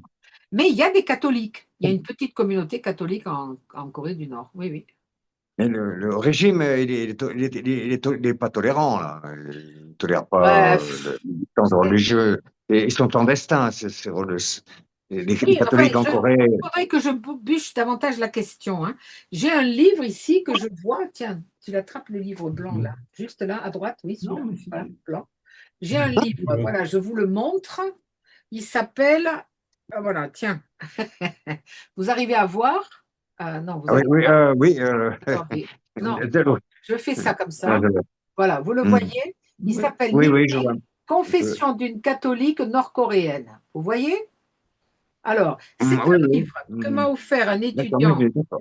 Confession d'une Ok. catholique nord-coréenne. Alors, c'est un livre qui a été écrit, qui a été dicté par une catholique nord-coréenne qui a fait défection vers le sud, et ça a été mis en forme, etc., par le journaliste de La Croix qui travaille sur l'Asie de l'Est, qui est Dorian Malovitch et Juliette Morillo. Alors, Dorian Malovitch, quand vous lisez dans La Croix les articles sur l'Asie de l'Est, il y en a beaucoup, c'est lui qui les signe presque tous. Donc, là, j'ai je vous lis le dernier, la quatrième. Pour la première fois, une catholique nord-coréenne s'exprime à visage découvert et surtout à cœur ouvert. Donc déjà, vous lisez ça et vous Hmm. pleurez. Elle s'est enfuie de Corée du Nord pour rejoindre la Corée du Sud. Elle évoque la pitié filiale, ses amours, le deuil, son métier de mineur, etc. Elle livre les secrets de la vie quotidienne, la corruption, les passe-droits, la promotion canapé, ça pourrait être un récit français, hein, la surveillance de la société et, plus étonnant, une spiritualité chamanique fortement enracinée dans la culture et l'histoire coréenne. Vous en parlez tout à l'heure. Voilà. Et ensuite, elle fait un témoignage Oui, sur le fait. Voilà. Alors, si vous voulez, intéressant, intéressant. c'est toujours un peu parce que mon étudiant avait travaillé sur les réseaux protestants qui aidaient les Coréens du Nord à faire défection.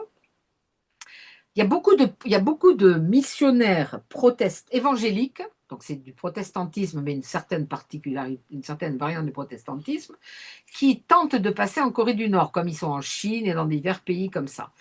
Et ils essaient de baptiser à tour de bras, enfin de convertir à tour de bras. Et là, pour le coup, on sait qu'il y a du choix rationnel, c'est-à-dire que beaucoup de gens, pendant plusieurs années, savaient que s'ils devenaient protestants, ils bénéficiaient des réseaux de passage. Et les réseaux de passage, c'est totalement délirant parce qu'ils passent par la Chine et après ils rentrent en Corée du Sud. C'est Par ça la qu'ils Chine, font. d'accord, oui. Ils rentrent par la Chine. Mais pour entrer par la Chine, c'est très dur, d'autant que maintenant, la Corée du Nord a fermé ses frontières complètement, déjà depuis Hmm. 19 ans. Et donc, il y en a, mais si on rencontre des missionnaires évangéliques, si on les arrête, ils risquent de passer un mauvais quart d'heure, hein. Mais c'est par ce biais des conversions qu'ils peuvent alimenter, si vous voulez, les défections. Alors après, ils se servent de ces gens qui ont fait défection comme modèle. Voilà, elle, par exemple, bon, c'est mon étudiant qui m'a offert ce livre, lui qui travaillait, il avait travaillé en Corée du Nord, mais c'est à prendre avec des pincettes. Elle est Hmm. très catholique. Est-ce que c'est un catholicisme de choix rationnel? Hmm. Vous voyez, donc je ne sais pas. Mais il y en a, oui, oui, il y en a. Mais maintenant, c'est très difficile de passer, hein, parce qu'il faut Ah, passer par la Chine. il se cache quand même par Oui, oui, rapport. ils se cachent, mais quand vous voulez passer d'un pays à... Alors, ils ne se cachent pas forcément, ils peuvent vivre normalement, ils cachent leurs pratiques, hein. Mais bon, Ah oui. comme Oui. ça s'est fait chez nous, vous savez, il y a eu les guerres de religion chez nous qui n'ont pas été tendres, hein. Mais pour Hmm. passer dans l'autre pays, vous ne pouvez pas passer par la DMZ, hein, entre les deux pays, c'est vraiment une frontière totalement Ah, hermétique, ouais, hein. ouais, d'accord. Mais ils passent par la Chine. Alors, oui, ils passent par l'eau, par la mer, mais si on voit des bateaux qui quittent le rivage coréen, ils se font descendre, hein. Donc, il y a régulièrement, on lit dans la presse des gens qui étaient sur un bateau qui partent, alors ils partent plutôt à l'ouest, dans la mer, dans la petite mer là, qui sépare la Chine de la Corée, la mer, hein, l'espèce de partie de la mer. Hmm. Et il y a régulièrement des gens qui se font arrêter là, qui demandent l'asile, mais bon, les Sud-Coréens sont très méfiants parce que ça peut être des espions, donc ils ne sont pas du tout sûrs que ce soit des gens persécutés.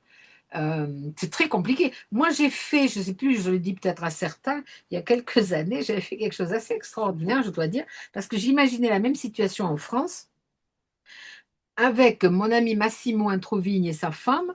On a plaidé toute une après-midi euh, devant les responsables des douanes de l'immigration, c'est-à-dire les responsables du système de protection des frontières coréen, pour qu'ils laissent passer certains réfugiés religieux de Chine, et notamment de la fameuse église du Dieu Tout-Puissant, qui est une église très persécutée, comme le Falun Gong. Hein. Vous avez forcément entendu parler des persécutions du Falun Gong. Donc ces gens-là, jusqu'à assez récemment, maintenant c'est très difficile, ils arrivaient en Corée du Sud. Et ils arrivaient par des réseaux très compliqués, d'ailleurs, ils ne voulaient même pas en parler. Mais s'ils arrivaient à la douane en tant que touristes chinois, ils risquaient de se faire refouler. Et surtout, ils avaient du mal à expliquer qu'ils étaient en fait menacés à cause de leur religion.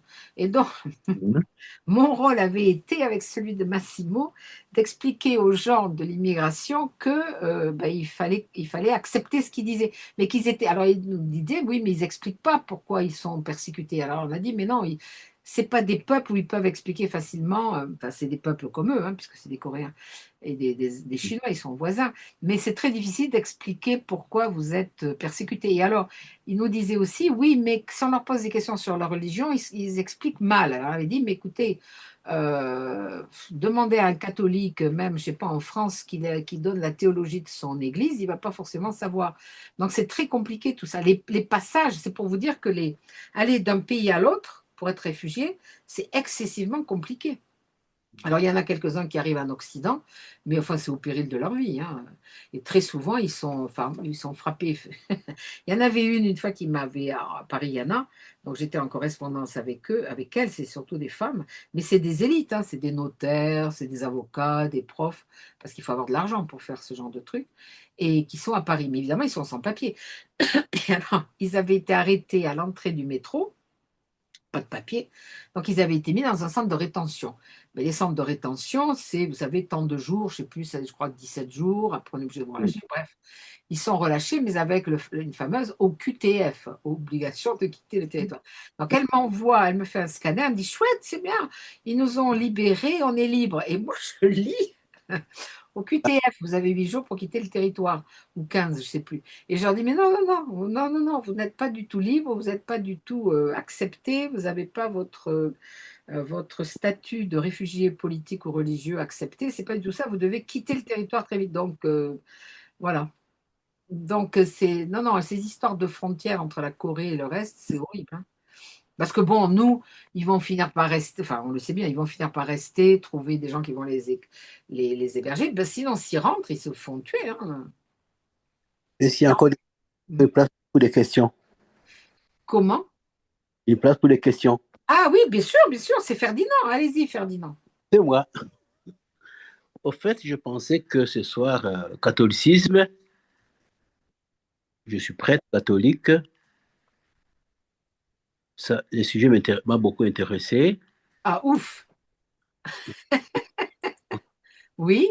Être conférencier de Il a intérêt à dire ça, Ferdinand. Je suis sa directrice de thèse, donc évidemment, il ne va pas dire autre chose. Hein. Allez-y, Ferdinand, posez votre question. Elle n'est pas trop gentille pour moi, mais je l'aime bien, ma directrice de thèse. Au fait,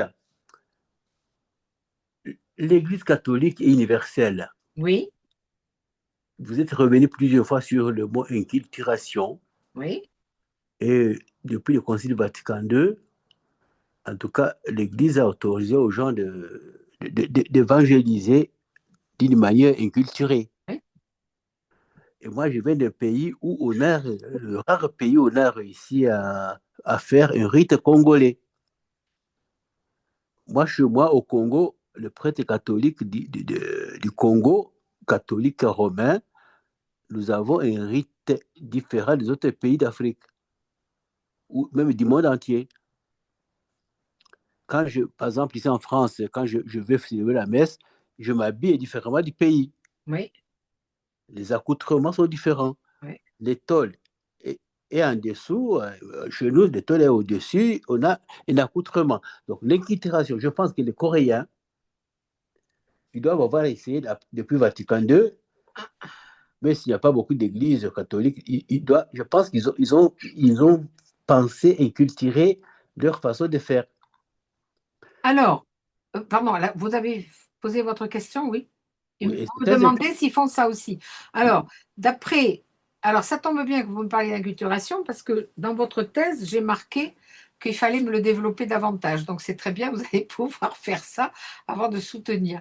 Mais en Corée, leur inculturation, elle est restée, d'après ce que j'ai pu voir, assez limitée, comme dans la plupart des pays d'ailleurs. C'est-à-dire que le culte se fait en coréen. Oui, Les prières sont en coréen. Tout est écrit en hangul, mais quand je suis dans l'église, quand je vois les religieuses et tout ça, et les prêtres, les religieuses sont habillées, ben, vous les avez vues, hein, là. Euh, Attendez, pardon. Il n'y a pas d'inculturation pour l'accoutrement et la messe est faite exactement comme en Occident. Ils n'ont ah, pas transformé la messe. ok. Il n'y a pas, vous savez qu'il y avait en Afrique, on avait dit par exemple que l'hostie devait être faite en farine de manioc, par exemple. Justement, j'allais le dire dans la suite. Nous, au Congo-Kinshasa, les théologiens de grand renommée, de grands docteurs ont proposé que le vin de messe, qu'on le fasse à base de vin de palme ou de Voilà, vin. voilà.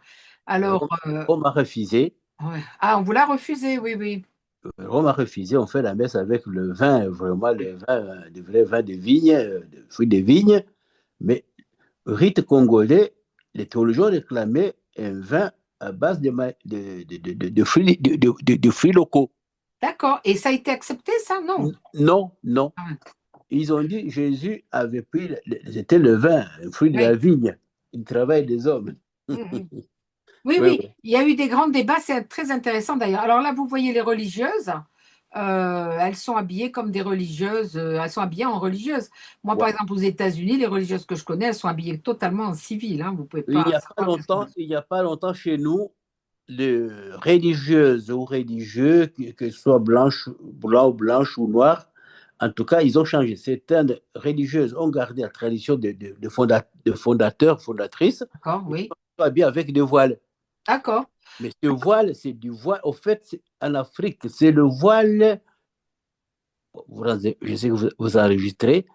C'est, au fait, ce sont les musulmans qui sont venus chez nous le premier. Mhm, mhm, mhm. Les pères blancs avaient la tenue des musulmans. Oui. Beaucoup de religieuses en Afrique Mhm. portent des voiles comme les femmes musulmanes. Ouais, ouais. Alors, ce que je sais, c'est que bien au début de l'évangélisation, enfin, il n'y a pas eu vraiment d'évangélisation initiale en Corée, hein, c'est les Coréens eux-mêmes qui se sont auto-évangélisés. Les Oui, missionnaires catholiques sont arrivés plus tard, hein, 50 ans après, mais les missionnaires en Chine, notamment les jésuites, mais pas que, hein, s'habillaient en chinois, portaient des chapeaux chinois, etc. Mais de nos jours, l'inculturation dont vous me parlez pour le Congo, en Corée, j'ai pas vu de cela. J'ai pas vu l'église, par exemple, on se croirait en France, et les oui. religieuses sont habillées comme des religieuses. Enfin, j'ai pas vu d'inculturation à ce niveau-là. Alors, il y en a peut-être quelque part, mais je ne l'ai pas vu. Mais j'en doute, parce qu'ils sont quand même très dans la ligne Saint-Siège. Hein. En Bon, tout cas, mais ça risquera de venir, hein, ça risque de venir, oui. Oui, oui. oui, ça va venir. Et quand au Congo, par exemple, moi, le Congo, mon pays que je connais bien, quand Rome a autorisé qu'une religieuse pour porter un pagne comme les autres femmes, une Ouais. religieuse, c'était un scandale. Ah oui. Oui, oui. Parce qu'ils étaient toujours voilés, habillés. Ah, il y a des gens qui disaient, mais c'était des belles filles qui se sont cachées derrière les religions. Est-ce qu'on ne peut pas les épouser? Alors qu'ils ont déjà fait le vœu des religions. Le prêtre, moi personnellement, je le dis, on est en visioconférence, en tout cas, je n'ai pas de statut de prêtre externe. Hein. Vous dirigez ma thèse, je n'ai jamais porté de croix chez vous. Vous Moi, avez peur que je vous chasse, c'est ça? non, non, je n'ai pas de croix. Je suis Ah un ben peu oui, quand vous curé. venez à la maison, vous êtes un étudiant de thésard, hein, voilà. Justement, je n'ai pas de croix, mais la croix est dans mon cœur, l'évangile dans mon cœur. Et donc, franchement, là, ce que j'ai appris de la Corée, ça m'a plu. Ah oui, non, non, ils sont impressionnants, hein, ça vous plairait Non, beaucoup. ça m'a plu parce que ils ont connu le Christ et le christianisme et consort, mais l'inculturation, apparemment, ils ont bien maîtrisé. Ah oui, ils maîtrisent, et puis surtout, je vous dis, dès le début, le clergé est coréen. Il n'y a pas de blanc. Hein. Justement, Hein. vraiment, franchement, moi, ça m'a plu ce soir. Oui, oui. Très bien. Bon, Alors, est-ce qu'il y a bon, voilà, c'est ce que je voulais dire. Très bien. Et je vous vois vendredi pour qu'on parle de votre thèse, hein, de l'inculturation. Hein. Vous ne me fatiguez pas. Mais vous me fatiguez aussi, hein, rassurez-vous. Hein. C'est bon. Mais J'annoncerai votre soutenance à tout le monde pour qu'on vienne tous vous écouter. si vous me dites que ça ne va pas faire de problème, je vais inviter tout le monde. Ah ben oui, bien sûr. C'est public, hein, les soutenances de thèse. Hein. Si j'arrive à faire une bonne thèse par votre autorisation, Ben oui. j'inviterai tout le monde et après on fera la fête. Voilà. Très bien. Ça sera un catholique qui parle de protestants, pentecôtistes. Je sais ce que ça va me donner comme problème. Il fait sa thèse, Ferdinand, pas du tout sur le catholicisme en Afrique, mais sur les pentecôtistes. Et donc, dès qu'il a fini sa thèse, il va nous en parler en entretien. Il y a des pages où je me suis beaucoup amusée, parce qu'en plus, il a fait beaucoup de terrain, et donc il a retranscrit, enregistré ou pris des notes de sermons de pasteurs pentecôtistes, et j'avoue que c'est tout à fait sidérant. Donc, ça sera un de nos prochains entretiens. Bon, maintenant, quand même, il fait tard. Si la Est-ce thèse, que... Ah la oui, thèse passe, c'est très bon. En tout cas, merci beaucoup. Je vais prier pour le prêtre de Corée. d'accord, très bien. D'accord. Et alors, est-ce qu'il y a encore des questions? Non, c'est bon. Ben, écoutez, Jean, oui, Jean peut poser des questions. Jean est derrière. J'ai vu Jean derrière vous. Il n'a pas de questions à poser? non, mais il me les posera après. Mais non, voilà. Non, Jean peut poser des questions quand même. Non, il n'en a pas de questions. Bon, est-ce que vous avez encore des questions? Non, c'est bon? Alors, si vous voulez, moi, je vous enverrai, si vous lisez l'anglais, je peux vous envoyer là ce que j'ai écrit. Mais sinon, vous me demandez. Et puis, je vous remercie en tout cas de votre fidélité. Et puis, en principe, on se reverrait si, mais Molly, je pense, m'a donné une date qui sera bonne, le 4 mars. J'ai annoncé un peu trop vite que ça sera en février, mais il y a les vacances scolaires, c'est un peu compliqué parce qu'elle est prof. Et ça sera sur les problèmes de la succession du Dalai Lama, puisque vous savez que normalement, ça Très doit intéressant. être un jeune tibétain qui tout d'un coup est pressenti pour être le prochain, et Pékin a décrété que c'était Pékin qui choisissait le prochain Dalai Lama. Voilà. Mais bon, ils sont à l'école du système français de surveillance des religions, hein, donc voilà. Moi, ça m'amuse toujours beaucoup ce genre de choses. Mais les Français ont eu finalement plus d'influence qu'ils croient dans le monde entier, et notamment pour contrôler la religion.